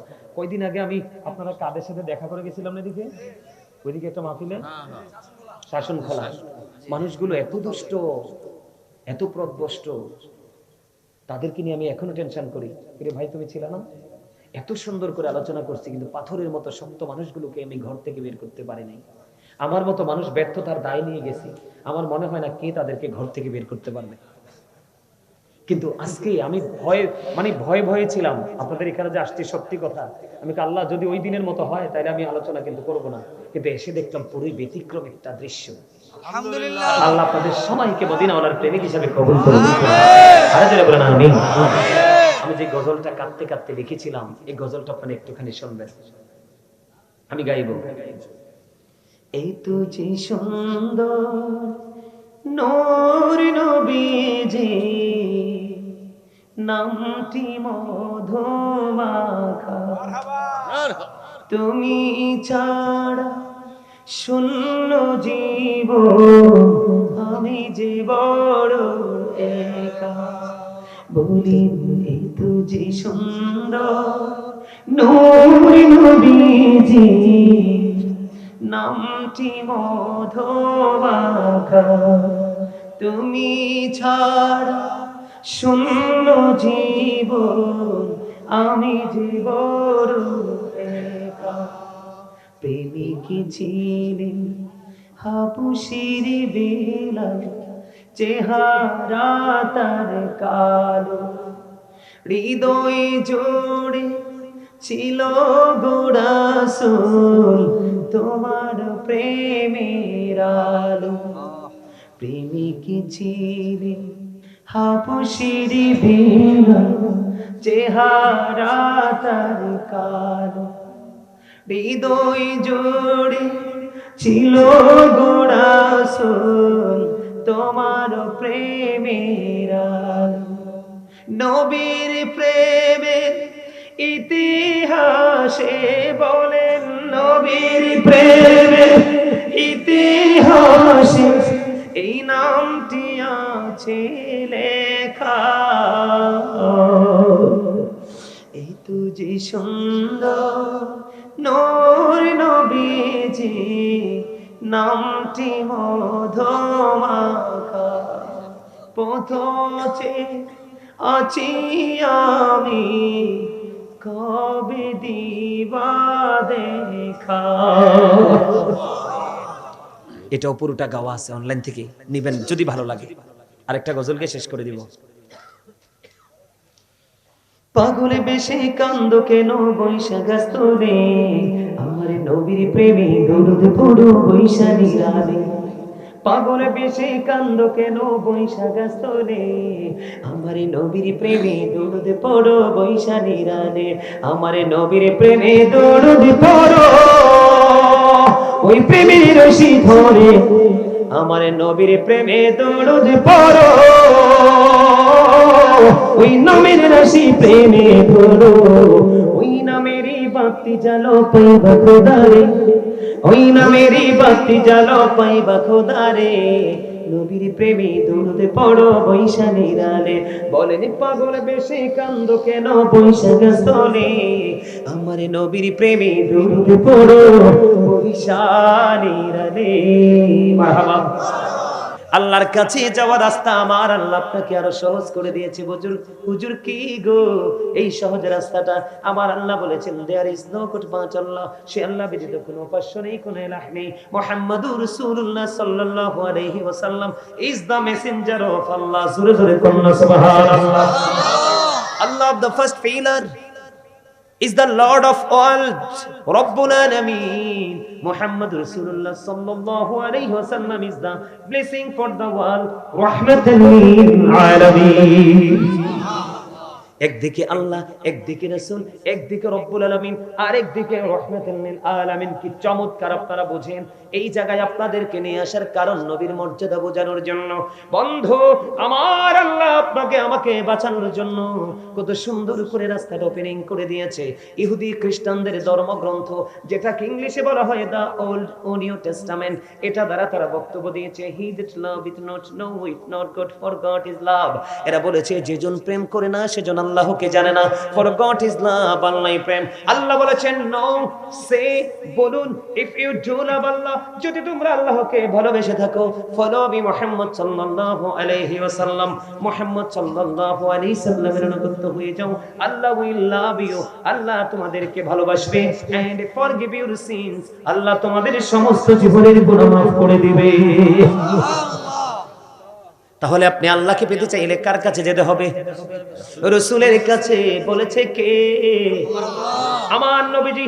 আমি একটা হাদিস আপনাদেরকে পড়ে শোনাবো দেখে দেখে, যদিও দেখে দেখে বলা লাগবে না, আপনাদের বুঝতে যেন অসুবিধা না হয়, আপনাদের মধ্যে যেন গোলক সৃষ্টি না হয়। আমি এই জন্য বন্ধু এই হাদিস শরীফটা একটুখানি দেখে দেখে পড়বো। আপনারা আমার দিকে তাকান, আপনাদের রাস্তাটা কত সহজ। আল্লাহ রাব্বুল আলামিন কোরআনে বলেছেন কুল ইন কুনতুম তুহিব্বুনাল্লাহা ফাত্তাবিউনি ইউহিব্বুকুমুল্লাহু ওয়া ইয়াগফির লাকুম যুনুবাকুম আল্লাহু গফুরুর রহিম। আল্লাহু আকবার। তো মজা হয় নাই তো? খাবারে লবণ না দিলে খেতে পারবে কেন? স্বাদ নাই কথাটা বলছে কে? আপনি? মারহাবা, থ্যাংক ইউ, অ্যাবসলিউটলি রাইট। খাবারে লবণ না দিলে খাবার মজা, মজা না লাগলে খাওয়া। ঠিক তেমনি আল্লাহ রাসূলের প্রেমিক হতে না পারলেও আলোচনা, আমল কোনোটাই মজা লাগবে না। আর যতক্ষণ মজা না লাগবে, মজা না পাবেন, ততক্ষণ আমল করতে মনেও চাইবে। ঠিক না? ঠিক। তাহলে আপনাদের সুবহানাল্লাহটা লবণ যুক্ত হতে হবে, তার মানে প্রেমময় হতে হবে। কারণ আপনারা আমরা যারা আজকে জান্নাতের বাগানে এসেছি, যারা জান্নাতের বাগানের বাহিরে, আপনাদের আর যারা বাইরে, তাদের মধ্যে আকাশ পাতালের চাইতে বেশি ডিসটেন্স। কারণ আমরা জান্নাতের মেহমান হয়ে গেছি। আমার নবীজির কথা হাদিস শরীফ, নবীজি বলে দিয়েছেন যখন তোমরা রাতের বেলা জান্নাতের বাগানে যাও, তখন তোমরা রাতের ডিনার ওখানেই করে নিও। সুবহানাল্লাহ। ইয়া রাসূলুল্লাহ, ইয়া হাবিবাল্লাহ, নবী গো, ও প্রাণের নবী গো, যদি দুপুর বেলা যাই গো নবী, আমার নবীজি বলছেন দুপুরে যদি যাও লাঞ্চ করে নিও। সুবহানাল্লাহ কয় সুবহানাল্লাহ। ইয়া রাসূলুল্লাহ, ইয়া হাবিবাল্লাহ, নবী গো, আমি সকাল বেলা মর্নিং টাইমে যদি যাই কি করব? নবীজি বলছেন ব্রেকফাস্ট করে নিও। এবার আপনি আমাকে প্রশ্ন করতে পারেন হুজুর, সকালবেলা ব্রেকফাস্ট, দুপুর বেলা লাঞ্চ করব, রাতের বেলা ডিনার করব, এটার মানে কি গো? এটার মানে হলো বন্ধু, ওই যে একটু আগে বলেছি প্রত্যেকটা পারসন ডাবল পারসন। একটা হলো দেহ, আরেকটা হলো আত্মা, একটা হলো শরীর, আরেকটা হলো রূহ। ঠিক কিনা বলেন? বন্ধু, মুমিন প্রতিদিন এক ধরনের খাবার জোগাড় করে না, মুমিন প্রতিদিন দুই ধরনের খাবার জোগাড় করে। একটা হলো তার দেহের, ওই দেহের খাবার আপনি বন্ধুর বাড়িতে গেলে পাবেন, চা দোকানে গেলে পাবেন, ও বন্ধু কোনো না কোনো ছোট্ট ছোট্ট ছোট্ট ছোট্ট লোকাল কোনো দোকান পাটে গেলে পাবেন। কিন্তু রুহের খাবার এই মাহফিল এবং মসজিদ ছাড়া, আলেম ওলামার মসজিদ ছাড়া আর কোথাও পাওয়া যায় না। ঠিক না ভাই? আপনারা যারা এসেছেন মুমিন, আপনাদের আজকের এখানে বসার মানে হলো বন্ধু রুহের বাজার করা। কিসের বাজার? রুহের বাজার, রুহের মার্কেটিং করা। ওই মার্কেটিং আপনার ওই ফিউচারটাকে 100% ব্রাইটনেস করে দিবে। আজকে অনেক আলোচনা করব, আপনারা বসবেন তো? ও আজকে মজা লাগেনি সবার কাছে? আলহামদুলিল্লাহ বলেন, মজা লাগে? সুবহানাল্লাহ, আলহামদুলিল্লাহ, আল্লাহু আকবার, লা ইলাহা ইল্লাল্লাহ। কাউকে ভালো কাজের জন্য ডাকা, কাউকে মন্দ কাজ করতে দেখে থামিয়ে দেওয়া, নামাজের জন্য মসজিদে বা অথবা ঘরে চলে যাওয়া, হজ করার জন্য মক্কা মদিনায় চলে যাওয়া, এই সবগুলো বন্ধু জিকির। আমার আল্লাহ বলেছেন, সায়েন্টিফিকরা বলেছেন জিকা ইজ দা হার্ট মেডিসিন, জিকির হলো হার্টের ঔষধ। আর আমার আল্লাহ কোরআনে বলেছেন remember me then I will remember you. আমার আল্লাহ বলেছেন remember me then I will remember you. আমার আল্লাহ বলেছেন বন্ধু ফাদকুরুনি আযকুরুকুম, তোমরা আমাকে স্মরণ করো আমি তোমাদেরকে স্মরণ করব। তার মানে সুবহানাল্লাহ, আলহামদুলিল্লাহ হলো মাওলার জিকির। আমার আল্লাহ বলেছে বান্দা তুমি গুলবাহারের জমিনে বসে বসে জিকির করো। আমি আল্লাহ কথা জানিয়ে দিলাম আমার হাবিবকে, ওই আমার রাসূলের হাদিসের দিকে নজর দিয়ে চাইয়া দেখো। আমি আল্লাহ ওয়াদা করেছি তুমি পৃথিবীর জমিনে বসে বসে জিকির করবা, আর আমি আমার ওই ফেরেশতাদের কিনে তার চাইতে উত্তম জলসায় তোমার জিকির করব। তার মানে আপনি জমিনে বসে বসে জিকির করে আমার আল্লাহর কথা অনুযায়ী আল্লাহ তার চাইতে উত্তম জলসায় আপনার আমার জিকির করে, তাহলে জিকিরের দরকার আছে না নাই? আমি আপনাদেরকে বলি আল্লাহ রাব্বুল আলামিনকে পাওয়ার জন্য আপনাদেরকে যে মজা আমি আপনাদেরকে দেই বন্ধু, একটুখানি হৃদয় দিয়ে শুনেন। আর আবি হুরায়রা রাদিয়াল্লাহু তাআলা قال قال رسول الله صلى الله عليه وسلم من اطاعني فقد اطاع الله ومن عصاني فقد عصى الله ومن اطاع اميري فقد اطاعني ومن عصى اميري فقد عصاني متفق عليه। হযরত আবু হুরায়রা রাদিয়াল্লাহু তাআলা থেকে হাদিস বর্ণিত, আমার নবী আপনার নবী জাহানের বাদশা নবী রাহমাতুল লিল আলামিন, তিনি কি আপনারা সাধারণ মানুষকে কি মেসেজ দিয়েছে দেখেন।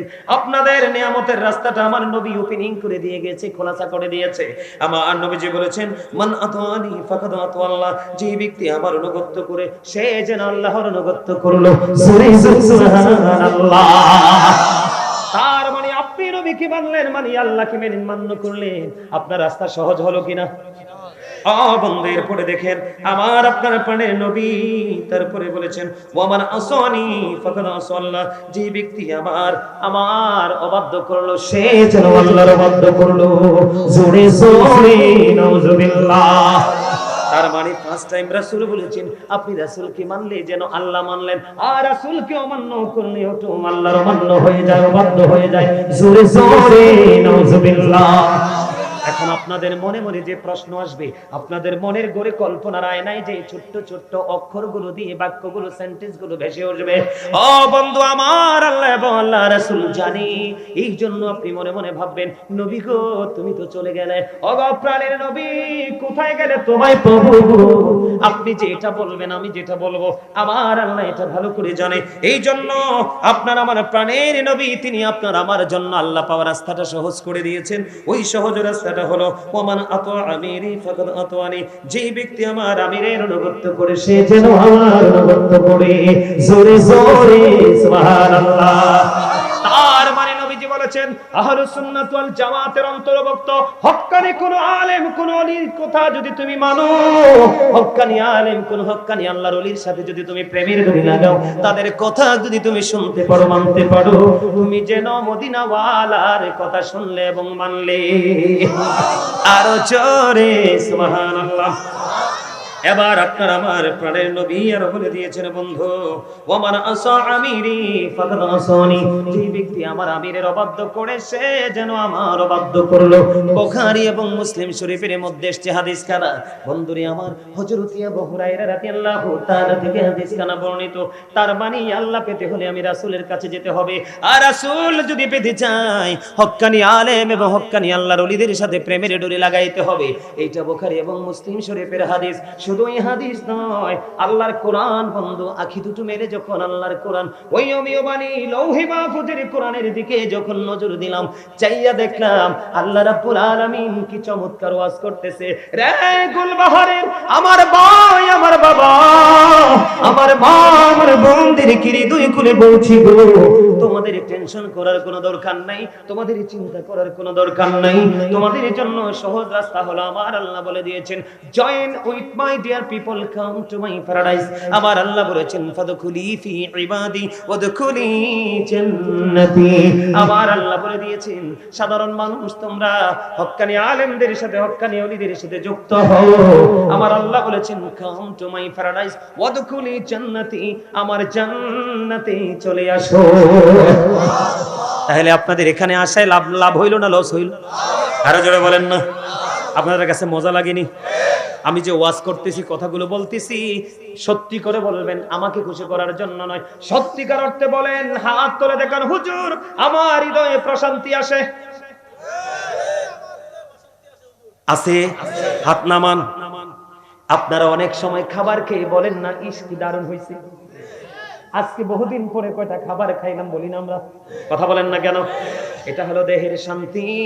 যারা আজকে হাত তুলে আজকের এই চারপাশে রহমতের ফেরেশতারা বেষ্টনী দিয়েছে, আপনাকে আমাকে অভিনন্দন জানানোর জন্য চলে এসেছে। আমার আল্লাহ ডেকে ডেকে বলে, ও ফেরেশতারা, জমিনে তোমাদের কাজটা কি আমার আল্লাহ জানে কি জানে না? এবার ফেরেশতারা ডেকে ডেকে বলে, আল্লাহ তোমার বান্দাগুলো এত সুন্দর করে জিকির করে গো, জিকিরের ধ্বনি শুনে থাকতে পারলাম না, তাদেরকে অভিনন্দন জানানোর জন্যই জমিনে চলে আসলাম। আমার আল্লাহ বলে দিবে, আমি যখন বলেছিলাম আমি আদম বানাবো, তোমরা আপত্তি করেছিলে, আর তখনই আমি বলেছিলাম, ইন্নী আ'লামু মা লা তা'লামুন, আমি যা জানি তোমরা তা জানো না। তার মানে আমার সকল বান্দা আমি আল্লাহর হুকুমের অবাধ্য হবে না। তার প্রমাণ হলো আজকে গুলবাহারবাসী।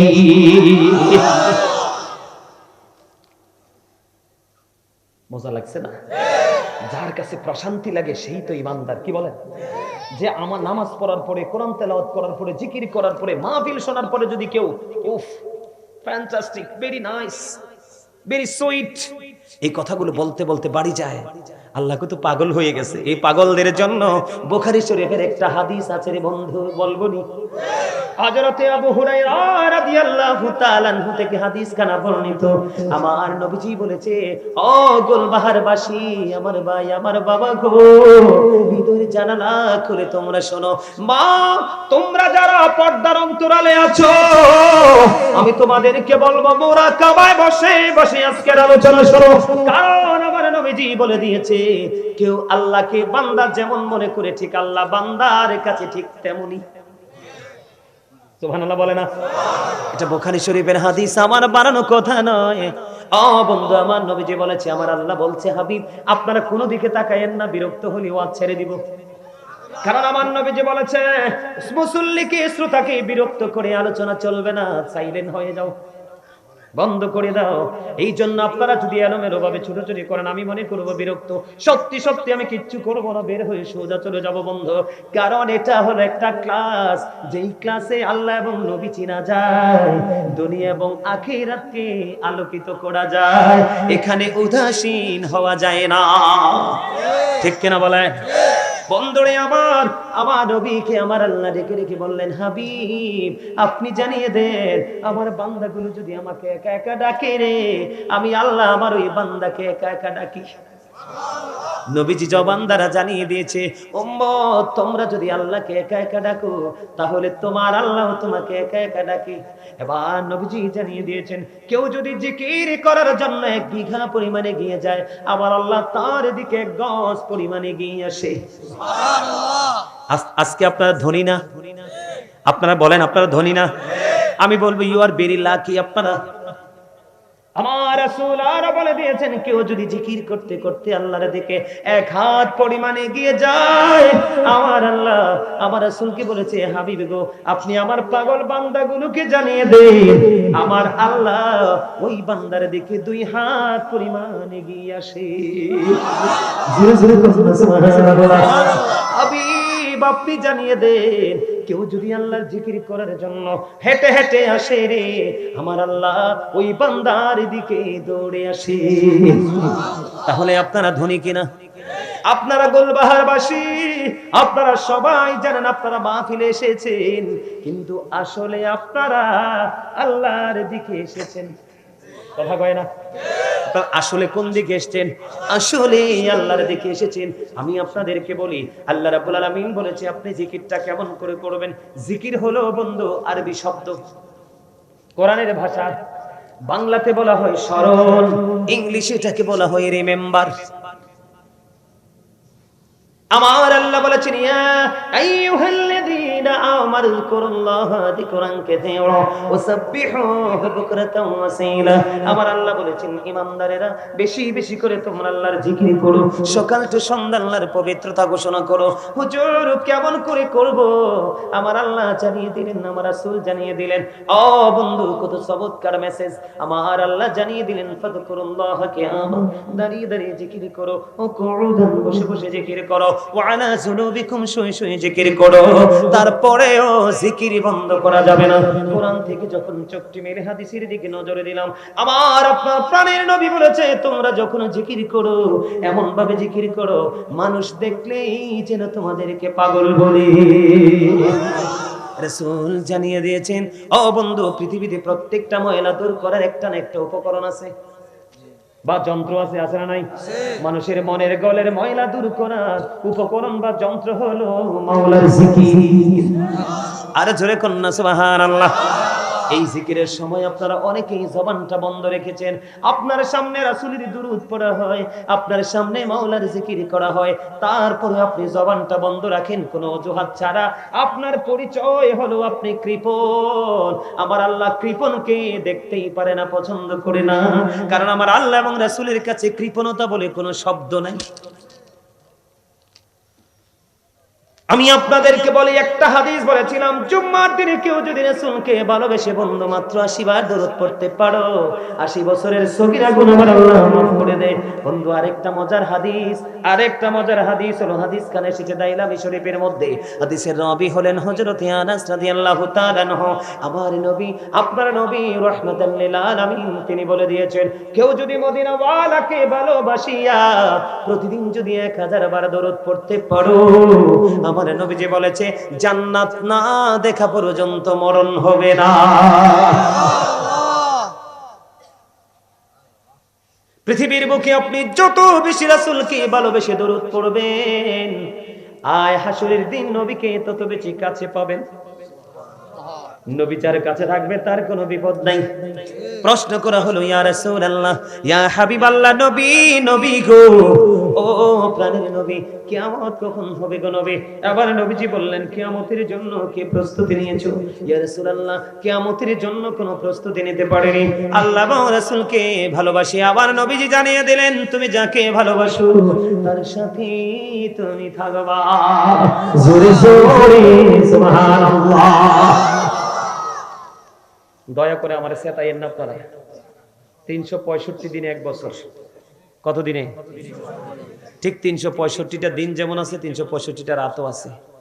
আমি এত কষ্ট করে ওয়াজ করতেছি এত দূর থেকে এসে। আমার বাড়িটা বাংলাদেশের লাস্ট বর্ডার কুমিল্লা জেলা, আমার বাড়ির পরেই হিন্দুস্তান, তার কাটার বেড়া। আমি কিন্তু দেখতে পাইতেছি অনেকে বুট খাইতেছেন, আমি কিন্তু দাঁড় করাবো, ঠিক দাঁড় করাবো। আমি বেড়া হয়েছি সুইটটা, খুলি শুধু গিটটা। কথা বুঝেন নাই? আমি ফাইজলামি পছন্দ করি না, আগেই বলছি, ভালো না লাগলে চলে যাবেন। এখানে ভোট খাওয়া যাবে না, বাদাম খাওয়া যাবে না, পান খাওয়া যাবে না, খাইলে বাইরে যেয়ে খাইয়ে আসেন। কারণ আপনার জবানের হক আদায় করতে হবে। এখানে কি করতে হবে? কথা কয় না কেন? হুট করে সুবহানাল্লাহ বলতে হবে, আলহামদুলিল্লাহ বলতে হবে, কিও বলতে হবে না, মাঝে মাঝে দুরূদ পড়তে হবে, জিকির করতে হবে। আপনি ফাঁকে বাদাম খাচ্ছেন, কথা বলা যাবে না। সম্মানিত উপস্থিতি, মজা লাগছে না? আরো জোরে। নামাজ পড়বেন নি বেশি করে? পড়বেন? নামাজের মজা তো আরো ব্যতিক্রম।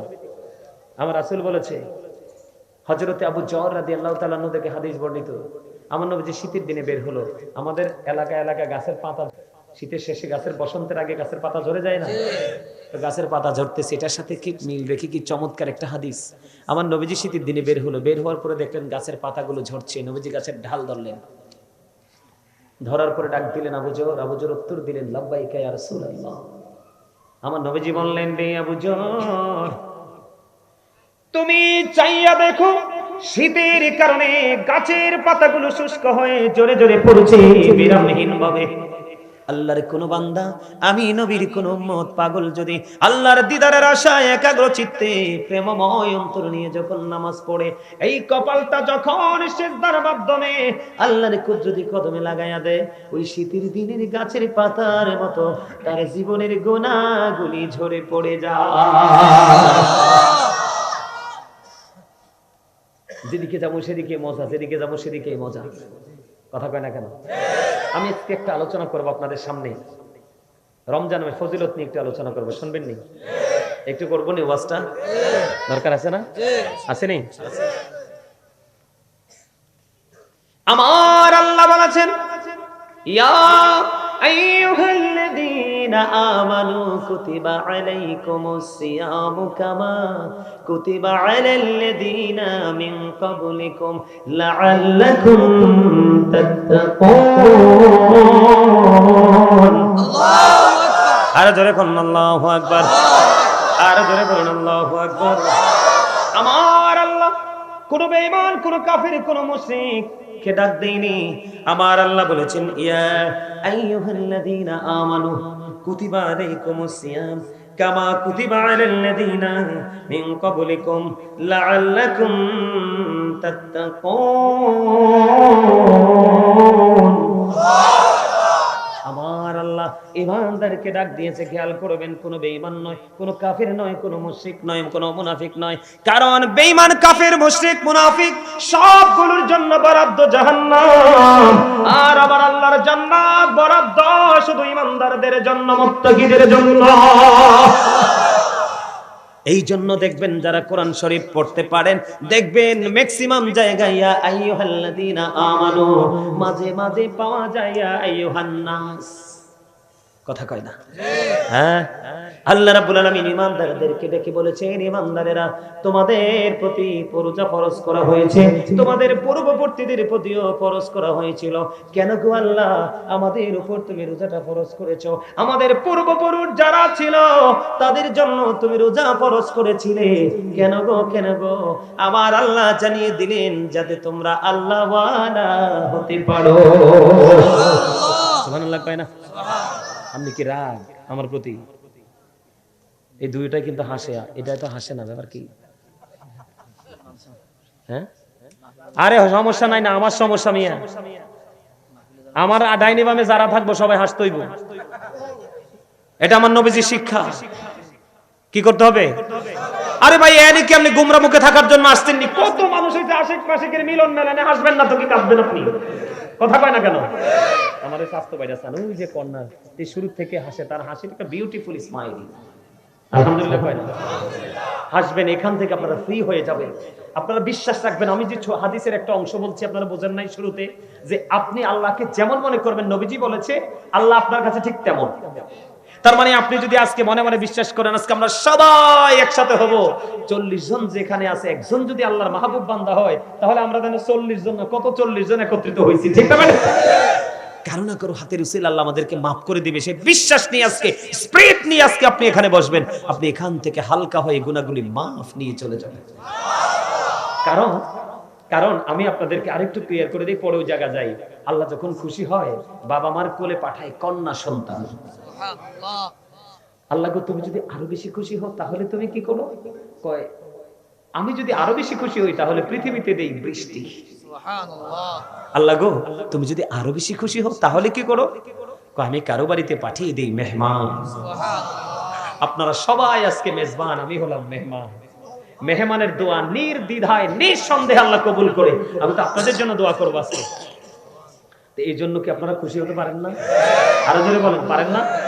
আপনি মনে রাখবেন, ইন্নামাল আমালু বিন্নিয়াত। আপনার মানসিকতার উপর নির্ভর করবে সবকিছু। আপনি আলেম মানুষ, আপনি আপনার সাথে আপনাকে নিয়ে মজা করছি, আপনি আপনার মাইন্ড করেন না। কি করছি? কারণ আপনাকে নিয়ে মজা করার সাহস তাদের নাই, আমার আছে। কথা বলে না কেন? আছে না? কথা বলে না কেন? আছে না? কি করেন দাদা ভাই? আছে না? আমরা একজন আরেকজনের কাছে আয়না স্বরূপ। কে? কথা কয় না? এটা হচ্ছে প্রেম, এটা হচ্ছে ভালোবাসা। আর চিন্তা করতেছি আমার ভাইটার মনে কোনো কষ্ট টষ্ট হইল না, দেখছি প্রশ্ন করার সাথে সাথে হাসি দিয়ে দিছে, তার মানে ফ্রি হয়ে গেছে। আলহামদুলিল্লাহ বলেন। আলহামদুলিল্লাহ। আল্লাহ আমাদের সবাইকে কবুল করেন, সকলে বলেন আমিন। আরো জোরে বলেন আমিন। বন্ধুরে আমার, হাসতে হবে, ফ্রিলি আলোচনা শুনতে হবে, একটা একটা করে শুনবো আর একটা একটা করে ব্রেইনে সেটআপ দিয়ে দিব, যেন অদূর ভবিষ্যতে এগুলোকে ফলো করে করে নিজের পথ চলতে পারি।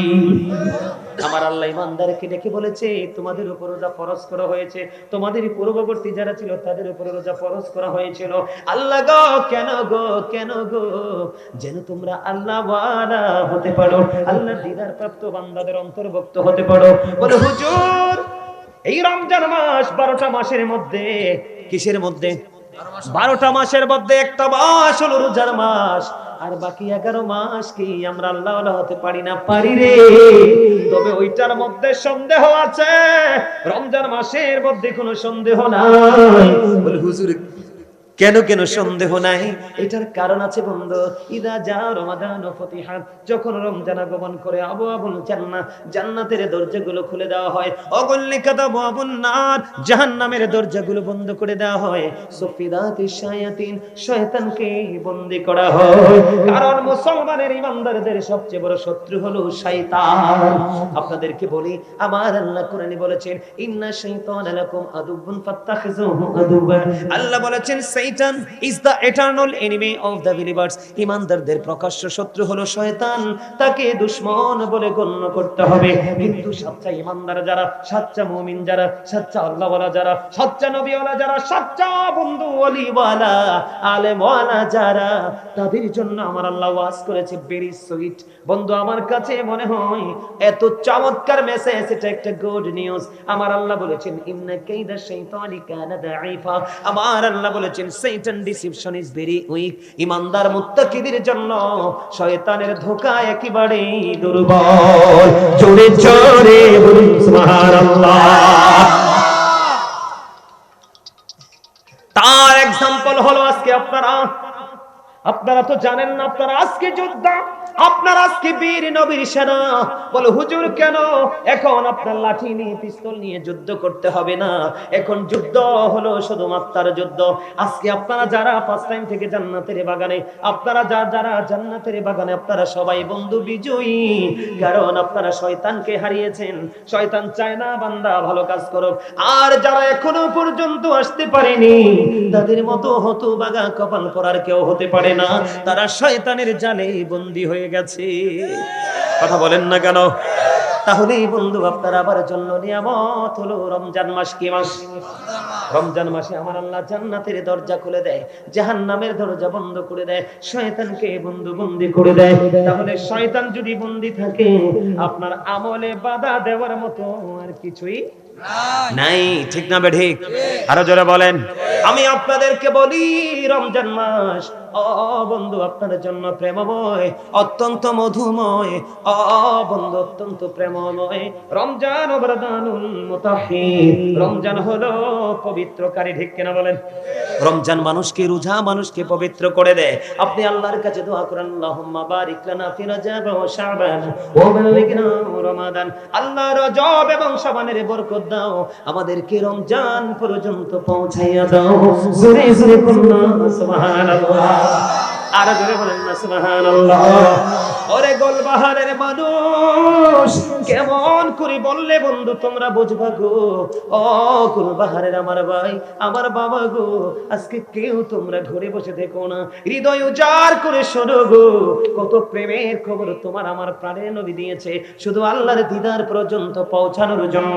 আমার নবীজি বলেছেন, আমি আমার উম্মত গুলোকে মাজায় ধরে ধরে জাহান্নাম থেকে বাঁচাতে চাই, কিন্তু আমার উম্মত গুলো হাত ফসকে ফসকে জাহান্নামে চলে যায়। তার মানে নবীজি যে রাস্তা দেখিয়েছে, আমরা সেই রাস্তা পথে হাঁটি না, আমরা হাঁটি নিজেদের রাস্তা বানাইয়া। এই জন্য আমার নবীজি বলেছেন, শাবানু শাহরি, শাবান হলো আমার মাস, ও রজব শাহরুল্লাহ, রজব হলো আল্লাহর মাস, ও রমাদানু শাহরু উম্মতি, রমজান মাস হলো আমার উম্মতের মাস, কারণ রমজান মাস হলো ফসল কাটার মাস। ঠিক কিনা বলেন? মেরাজের চাঁদ হলো বন্ধু ফসল লাগানোর মাস, বৃক্ষরোপণ করার মাস, আর শাবান মাস হলো কীটনাশক এবং সেচের মাস, আর রমজান মাস হলো ফসল কাটার মাস। কারণ মেরাজ দিয়ে আপনি শুরু করবেন, রমজান মাসে আপনি গুনাহগুলি মুক্তি নিয়ে, গুনাহ থেকে বেঁচে আপনি বন্ধু ঈদের নামাজ পড়তে যাবেন এক রাস্তায়। কি কথা কয় না কেন? আর বলতে থাকবেন আল্লাহু আকবার, আল্লাহু আকবার, লা ইলাহা ইল্লাল্লাহ, আল্লাহু আকবার, আল্লাহু আকবার, লিল্লাহিল হামদ, আল্লাহু আকবার, আল্লাহু আকবার, লা ইলাহা ইল্লাল্লাহ, আল্লাহু আকবার, আল্লাহু আকবার, লিল্লাহিল হামদ, আল্লাহু আকবার, আল্লাহু আকবার, লা ইলাহা ইল্লাল্লাহ, আল্লাহু আকবার, আল্লাহু আকবার, লিল্লাহিল হামদ। এই তাকবীরে তাশরিক দিতে দিতে বন্ধু এক রাস্তায় ঈদের জামাত পড়তে যাবেন, আর অন্য রাস্তায় যখন ঘুরে ঘুরে আপনি আপনার বাসার দিকে রওনা হবেন, আপনি নিষ্পাপ হয়ে আপনি জান্নাতের গুনাহমুক্ত হয়ে আপনি আপনার ঘরে ঢুকবেন। জোরে জোরে কয় না সুবহানাল্লাহ, আরেকটু জোরে বলুন সুবহানাল্লাহ। বন্ধু হৃদয় খুলে শোনো গো, প্রত্যেকটা জিনিসের কিন্তু যাকাত আছে। কি আছে? প্রত্যেকটা জিনিসের কি আছে? প্রত্যেকটা জিনিসের যাকাত আছে রে। ও বন্ধু, মাঠে যখন ফসল হয়, ফসলের ওশর আদায় করতে হয়, কথা বলে না? কি করতে হয়? আপনারা জোরে কইবেন জি, কারণ আপনারা যখন জি জোরে কইবেন, আমার সাথে কনফিডেন্সলি যখন সমর্থন দিবেন, তার আরো বেশি উৎসাহিত হবে। কারণ এই যুবকগুলো ধ্বংস হয়ে গেছে, যুবকগুলো পথভ্রষ্ট হয়ে গেছে, যুবকগুলো নষ্ট হয়ে গেছে। আমার যত টেনশন যুবকদেরকে নিয়ে।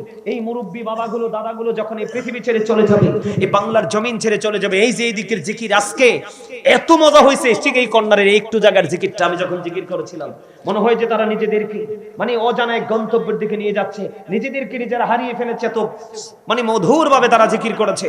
আমি আজকে যুবক, আমি তোমাদেরকে বলে যাই, তোমরা অনেক যুবকের পরনে পাঞ্জাবি নাই, তোমরা অনেক যুবকের মাথায় টুপি নাই, তোমরা অনেকে লুঙ্গি পায়জামা পড়তে পারো না, সেই প্যান্টটা পরে আসছো কোরআন এবং হাদিস দ্বারা সমর্থন পেয়েছি।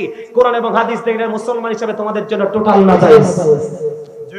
এই পোশাক তুমি পরে এসেছো, কিন্তু আমার দাদা ভাইদের দিকে তাকাও, মুরব্বীদের দিকে তাকাও, লুঙ্গি পরেছে টাকনুর উপরে, পাঞ্জাবি পরেছে সুন্নাহ পোশাক, টুপি পরেছে সুন্নাহ, তার কারণ এটাই ইসলাম। আর তুমি যেটা করেছো, তোমার মাথায় ইসলাম নাই, মুখেও ইসলাম নাই, তোমার বডিতে ইসলাম নাই, ইভেন তোমার যে পোশাক পরে তোমার লজ্জাস্থান ঢাকার কথা, পরিমানদার পুরুষের পোশাক উপর দিয়ে থাকবে নাভি বরাবর, নিচে দিয়ে থাকবে টাকনুর উপরে। আল্লাহ 3 শ্রেণীর পোশাক দিয়েছে। কয় শ্রেণীর? কয় শ্রেণীর? একটা হলো লজ্জাস্থান ঢাকার পোশাক, আরেকটা হলো সাজের পোশাক, আরেকটা হলো তাকওয়ার পোশাক। আল্লাহ বলেছেন লিবাসুত তাকওয়া যালিকা খায়র, আল্লাহর কাছে সবচেয়ে উত্তম পোশাক হলো তাকওয়ার পোশাক, যেই পোশাকটা না ঈমানদার পুরুষের জন্য পর্দা করা ফরজ, এই পোশাকটা পরে তুমি ফরজ কি করলা? হেফাজত করলা, ধারণ করলা। উপর দিয়ে লুঙ্গি, প্যান্ট, পায়জামা, ট্রাউজার যেটাই বলো, উপর দিয়ে পড়বে নাভি বরাবর অথবা উপরে, নিচে দিয়ে থাকবে টাকনুর উপরে। এখন তোমারটা উপর দিয়েও নাভির নিচে, নিচে দিয়েও টাকনুর নিচে। বুখারী শরীফের মধ্যে আসছে, তুমি প্রাউড ফিল করেছো, অহংকার করেছো। আল্লাহ ডাজন্ট লাইক দ্য প্রাউড। আল্লাহ রাব্বুল আলামিন হাদিস শরীফের মধ্যে আসছে এবং কোরআনে এসেছে, তুমি অহংকার করেছো, তোমার ঠিকানা হবে জাহান্নাম। নাউজুবিল্লাহ বলে না কেন? আরো জোরে। এই জন্য বলেছি যুবক, তোমরা হৃদয় করে শোনো, দাড়ি পাকা প্রত্যেকটা মুরব্বী বাবা, আমার প্রত্যেকটা দাদা ভাই, রঙে জড়ানো নবীর সুন্নাহ মোতাবেক পোশাক, টুপি মাথায় রে, লুঙ্গি পরানো, কিন্তু তোমার একটা কিছু নবীর সুন্নাহ মোতাবেক নাই। মনে রাখবে, যখন পৃথিবীতে ইসলাম এসেছিল, ইসলামটা গরিব ছিল, পৃথিবীর অবস্থা ভালো ছিল না। যখন ইসলাম পরিপূর্ণ পেল, পৃথিবীর অবস্থা ভালো হয়ে গেল, প্রেমময় হয়ে গেল। আবার যখন ইসলাম গরিব হতে লাগলো, পৃথিবীর অবস্থা আবার ধ্বংসের দিকে।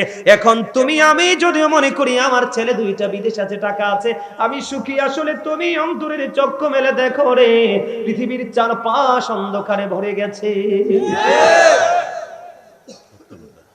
তোমরা যুবক যারা, তোমাদের ধ্বংস খুব নিকটে, আমি মনে রাখো, তোমাদের ধ্বংসটা এই কারণে খুব কাছের।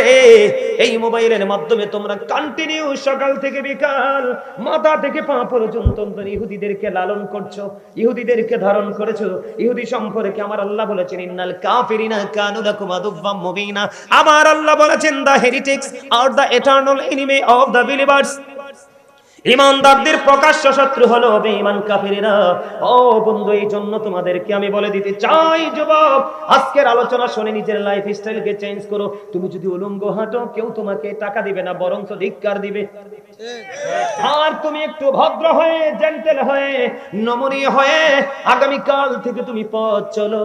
এই গুলবাহারের জমিনে যদি 1 লক্ষ যুবক থাকে, সকল যুবকের মধ্যে তোমার মর্যাদা থাকবে সর্বোচ্চ। দোকানে গেলে তোমাকে নিয়ে আলোচনা, রাস্তায় গেলে তোমাকে নিয়ে আলোচনা, বিয়ে বাড়িতে গেলে তোমাকে নিয়ে আলোচনা। বিশেষ করে তোমার জন্য যখন কোনো বিয়ের প্রস্তাব আসবে, এক বাক্যে বলবে ওই ছেলের হাতে মেয়েটা দিয়ে দেন, চিরসুখী হবে, কারণ অত্যন্ত চরিত্রবান ছেলে। কথা বলে না কেন? এই জন্য বলছি রে যুবক, ও যুবক, মাঠে যখন ফসল হয় এটার ওসর আদায় করতে হয়।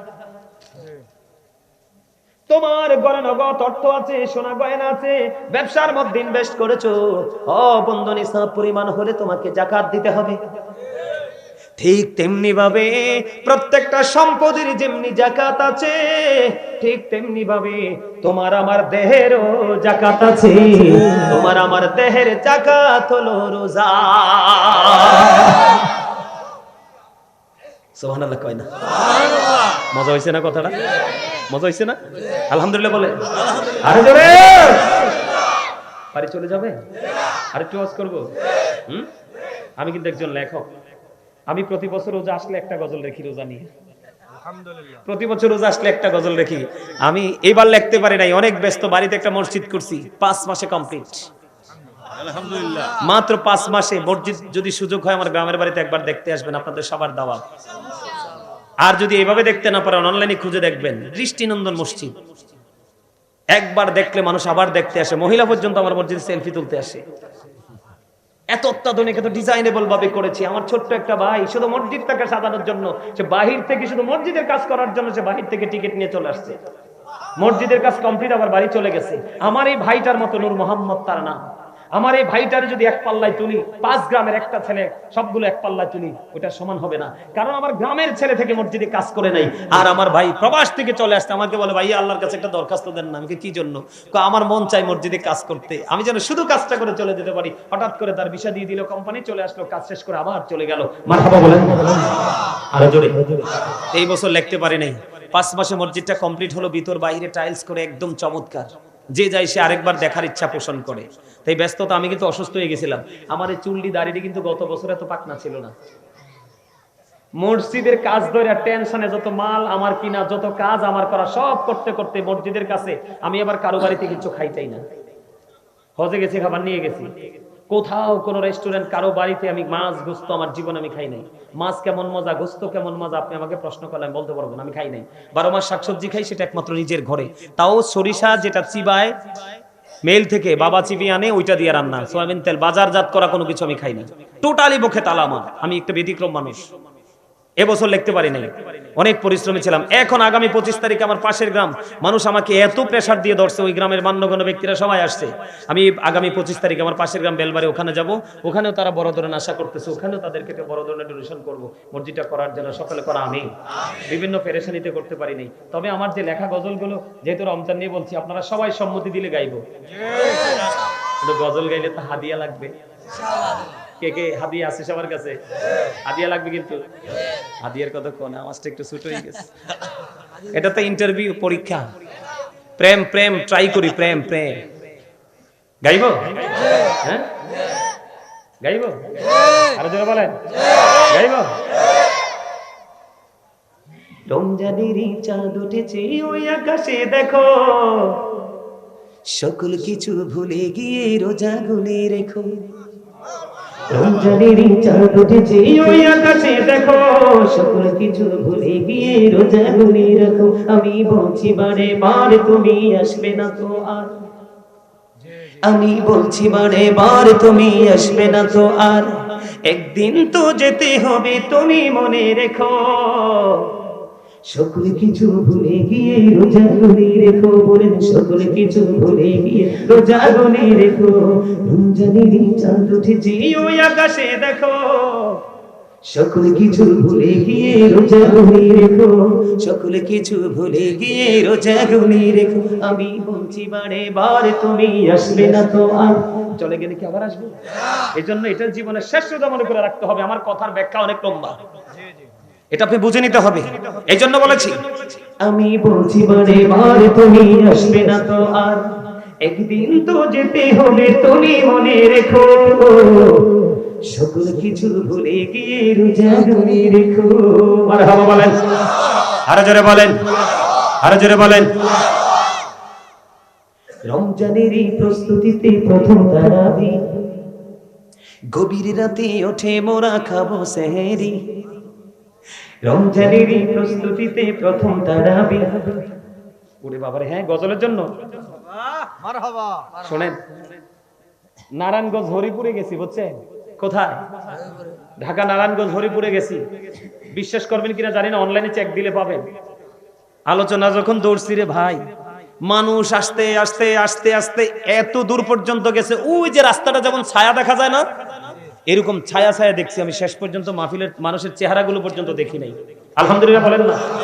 মানে যতই গভীর হচ্ছে মানুষ তত আসছে, যতই গভীর হচ্ছে মানুষ তত আসছে। আস্তে আস্তে আস্তে আস্তে আবার দুই একটা আছে নবীর আসে, হুজুর আমি জানি আপনি অনেক গজল গাইতে পারেন সুন্দর করে, আপনি একটু গজল গাইবেন, কি করবেন? এবার যখন গজল গাওয়া শুরু করলাম রে ভাই, 1000, 2000, 5000, 3000 আইতে আইতে আইতে আইতে দেই পকেটে এটা পুইরা গেছে। পরে হাদিয়ার গনি নাই, না গনে আমার একটা ধর্ম আছে কি জানেন? আমি সব দিকে ব্যতিক্রম। আমার একটা ধর্ম আছে, আমি যে এত বড় একটা জায়গায় আসছি কিন্তু নিজেকে আমি কখনোই বড় মনে করি না। আমি মনে করি আমার বাবা মার কাছে আমি সেই ছোট্ট ছোলাইমান। আমি এখনো মাহফিলের হাদিয়াটা নিয়ে মার কাছে দেই। যখন আমার প্রয়োজন হয় 10 টাকা 5 টাকার মার কাছ থেকে খুঁজে আমি আনি, এটার মধ্যে আমি স্বাদ পাই, মজা পাই, বরকত পাই। আমার স্পষ্ট মনে আছে, আজ থেকে 6 বছর আগে সেই মাহফিলটা, আজ থেকে 6 বছর আগে উদ্বোধনী করেছিলাম আমি। তো ওই দিন অনেক হাদিয়া দিছে, তো হাদিয়া এক পকেটে, মাহফিল কমিটির হাদিয়া আরেক পকেটে নিয়ে মার কাছে দিলাম মাহফিলের হাদিয়া, বাবার কাছে দিলাম গজলের হাদিয়া। চাইয়া দেখি মাহফিল এবং গজল দুইটার হাদিয়া সেম টু সেম। আজকে ওই ভাইটা 500 টাকা হাদিয়া দিয়েছে, মারহাবা। হাসান ইবনে সাবিত যখন মসজিদে নববীর মধ্যে দাঁড়িয়ে দাঁড়িয়ে আমার নবীর শান গেয়েছিলেন, আমার আল্লাহ খুশি হয়ে বলেছিলেন, আল্লাহ হাসান ইবনে সাবিতকে রুহুল কুদ্দুসের মাধ্যমে সাহায্য করো। গত পরশুদিন উসমান নামে এক লোক, কালা, একবারে কুচকুচ্চা কালা, চেহারাটা সুন্দর নাই, যখন গজল টান দিছি সর্বপ্রথম আইনা 3200 টাকা হাদিয়া। বলে হুজুর আপনি কি হাদিয়া পাওয়ার জন্য বলছেন? না, প্রেমের জন্য বলছি। এই হাদিয়া কি আমার পকেটে সারা জীবন থাকবো? হয় কোনো মসজিদে যাবে, হয় কোনো মাদ্রাসা যাবে। আমার অনেকগুলো এতিমের দায়িত্ব আছে। গত কয়েকদিন আগে একটা ছেলের দায়িত্ব নিয়েছি, একবারে গরিব, তার বাবা মা পড়াশোনা চালাইতে পারে না, এত ইন্টেলিজেন্ট রে ভাই, স্টুডেন্টটা হাফেজ হয়ে গেছে, আগামীতে দাখিল পরীক্ষা দিবে। সবগুলো কিতাব আমি কিনে দিয়েছি, এবং আমার গাজী ফাউন্ডেশনের যে পেজ ওটাতে দেখবেন আপনারা, ওই ছেলের কামেল করা পর্যন্ত দায়িত্ব আমি নিছি। আলহামদুলিল্লাহ। আমি বলছি তুমি যতদিন পড়তে চাও, প্রয়োজনে দেশের বাইরে আমি তোমাকে নিয়ে পড়াবো। আলহামদুলিল্লাহ বলে। আপনারা যে কত ধনী হবেন কাল হাসরের দিন কল্পনা করতে পারবেন না। কেন জানেন? এই টাকাগুলো আপনাদের। আপনারা যে কত ধনী হবেন কল্পনা করতে পারবেন না কাল হাসরের দিন, কারণ এই টাকাগুলো আপনাদের। আল্লাহ শুধু আমাকে বেনিফিশিয়ারি করবেন, আপনাদেরকেও করবে। কারণ আপনারা তৃণমূল পর্যায়ের মানুষ, কৃষক, ফার্মার, আপনারা অনেক কষ্ট করে টাকা জমিয়ে মাহফিলে হাদিয়া দেন, আর আমরা এরা ওয়াজ করে শেষে নিয়ে যাই। এটা কখনো যায় মাদ্রাসায়, কখনো যায় আমার দ্বারা। আমি অনেক পরিবারকে টিউবওয়েল বসাই দিছি, পানি খেতে পারে না। আলহামদুলিল্লাহ বলবেন না? আরো জোরে। আসলে সত্যি করে কোন তো আমার লেখা গজলটাকে আপনাদের কাছে ভালো লাগতেছে? হ্যাঁ, ভালো লাগতেছে? আচ্ছা আমি আবার গাই। হ্যাঁ, রমজানেরই প্রস্তুতিতে প্রথম তারাবি, গভীর রাতে ওঠে মোরা খাবো সেহেরি। সেহেরিতে বরকত আছে হাদিস খুলে দেখো, সকল কিছু ভুলে গিয়ে রোজাগুলি রেখো, সকল কিছু ভুলে গিয়ে রোজাগুলি রেখো। রমজানেরই চাঁদ উঠেছে ওই আকাশে দেখো, সকল কিছু ভুলে গিয়ে রোজাগুলি রেখো। আমি বলছি বারে বারে তুমি আসবে না তো আর, আমি বলছি বারে বারে তুমি আসবে না তো আর, একদিন তো যেতে হবে তুমি মনে রেখো, সকল কিছু ভুলে গিয়ে রোজাগুলি রেখো। মারহাবা। গজলটা অনেক লম্বা, যদি ভালো লাগে অনলাইনে পুরোটা গাওয়া আছে, ওখান থেকে শুনবেন। আরেকটা গাইব। সবচেয়ে প্রিয় হলো রমজানেরই মাস, আর কাঁদিস না পাগল মন, প্রাণটা ভরে হাস। এটা গতবারের আগের বারের লেখা, আর এই যে এটা একটু আগে গাইছি এটা গতবারের লেখা। সবচেয়ে প্রিয় হলো রমজানেরই মাস, বললেন সবচেয়ে প্রিয় হলো রমজানেরই মাস, আর কাঁদিস না পাগল মন, প্রাণটা ভরে হাস, আর কাঁদিস না পাগল মন, প্রাণটা ভরে হাস। সবচেয়ে প্রিয় হলো রমজানেরই মাস, সকালে বিকাল পড়বো কোরআন হাসবে মোদের প্রাণ ফরজ নফল ইবাদতে বাড়বে মোদের শান আলহামদুলিল্লাহ। সকালে বিকাল পড়বো কোরআন হাসবে মোদের প্রাণ ফরজ নফল ইবাদতে বাড়বে মোদের শান জোরে কোন মারহাবা আরে জোরে কোন মারহাবা আরে জোরে মারহাবা এটাও অনলাইন থেকে গাইবেন দেখবেন পুরোটা গাওয়া আছে অনলাইনে আলহামদুলিল্লাহ বলেন না আরো জোরে আরো জোরে ভাল লাগছে না গজলটা আরো জোরে হুজুর মারহাবা আরে দেখছেন নি হাদিয়া নাই 50 টাকা নিয়ে আইছে এটা প্রেম আরেকজন আনছে মাশাআল্লাহ মারহাবা কোন আরে দে দে এইসব হাসরের মাঠে পাইবি বেটা আলহামদুলিল্লাহ কোন আরো জোরে আরেকটা গাইবো একটু সব সুখেরই সেরা যে সুখ রমজানের মাস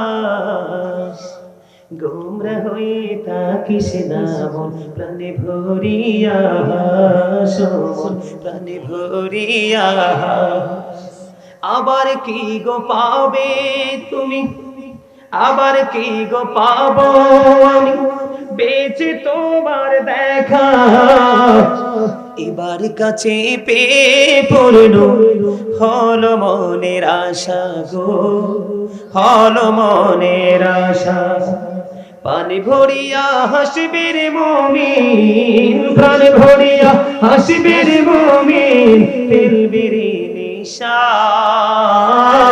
নিঃশ্বাস মারহাবা কর না আরে জোরে কান মারহাবা এই গজলটা পুরোটা গাওয়া আছে আপনারা শুনবেন অনেকদিন গাই না তো চর্চা নাই ওয়াজ করতে করতে জান শেষ জীবন শেষ বেশি বেশি করে এগুলো অনলাইন থেকে শুনবেন এবং এগুলো শিখবেন শিখলে দেখবেন অনেক কিছু পাবেন আলহামদুলিল্লাহ বলেন আরে জোরে মাগো চাচা 200 টাকা হাতিয়ে দিছে মারহাবা আমি আমার ওয়াজটা করব একটু কারণ আমার অনেক আলোচনা বাকি আছে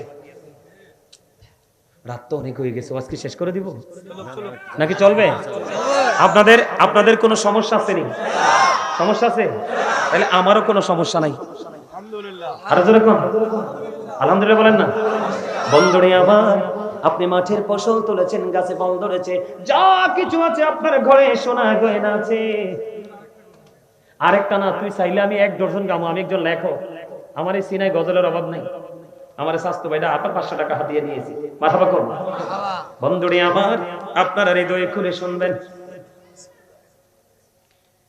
এখন এই তারার গজলের হাদিয়া দেওয়ার নমুনা দেখে আরেকটা কথা মনে হয়েছে বুঝছেন কর্ণফুলী নদীর তীরে বুঝছেন এটার মধ্যে ঢুকাইছেও পুলিশে প্যান্ডেলের পিছন দিয়ে বের করছে পুলিশে ঢুকতে পারি না এত মানুষ গাড়ি ঢোকার কোনো সুযোগে নাই আপনারা অনলাইনে দেখবেন আমি যখন গজল টান দিছি এমন ভাবে মুরব্বীরা হাদিয়া নিয়ে আসা শুরু করছে এই ওয়াজটা আছে অনলাইনে আমি এটা দেখলো এখনো হাসি তো গজলের হাদিয়া নিতে নিতে আমি দেখছি আমার শোল লইরা যাইতেছে তখন এক পর্যায়ে বলছি দাদা চাচা আপনারা যদি হাদিয়া দেন আমার একটু পরে দিয়েন আমার কি দিয়ে একটু পরে দিয়েন আমি গজলটা একটু ভালো করে গাইতে দেন আলহামদুলিল্লাহ বলেন আসলে কি জানেন এই যে 50 টাকা 100 টাকা টাকাটা কিন্তু এই যুগে বেশি কিছু না এই টাকাটা আপনারা কিভাবে পাবেন প্রেমে পড়ে দিবেন না কি দিবেন প্রেমে পড়ে দিবেন আপনি গরুর বাচ্চা কিনেন না গরুর বাচ্চাটা পালতে পালতে একদিন বড় হয় মা হয় বাচ্চা দেয় ওই বাচ্চাটা মা হয় আবার বাচ্চা দেয় এরকম করতে করতে কি গৃহপালিত পশুর যে ঘরটা পরিপূর্ণ হয়ে যায় না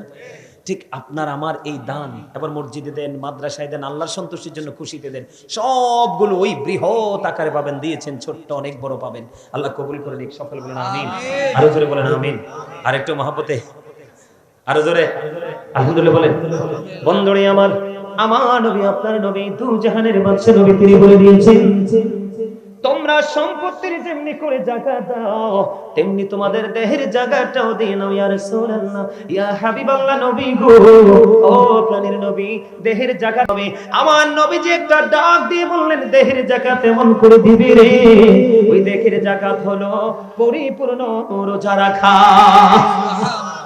এখন পরিপূর্ণ রোজা বলতে কি বোঝায় বন্ধু আমি আপনাদেরকে বলি কারো গীবত করা যাবে না ও বন্ধু আমার দিকে তাকান সুদ খাওয়া যাবে না ঘুষ খাওয়া যাবে না কারো গীবত করা যাবে না হালাল পথে উপার্জিত অর্থ দিয়ে সাহারি খাওয়া যাবে না ইফতার করা যাবে না এমনি করে করে বন্ধু কোরআন হাদিসে যে কাজগুলো নিষিদ্ধ এই কাজগুলো আপনি বর্জন করে যখন রোজা রাখবেন রোজা মানে কি জানেননি বন্ধুরে আমার ওই সূর্য অস্ত যাওয়া পর্যন্ত সূর্যোদয়ের আগে আপনি কি খাবেন সাহারি সাহারি খাবেন, ঠিক কিনা বলেন?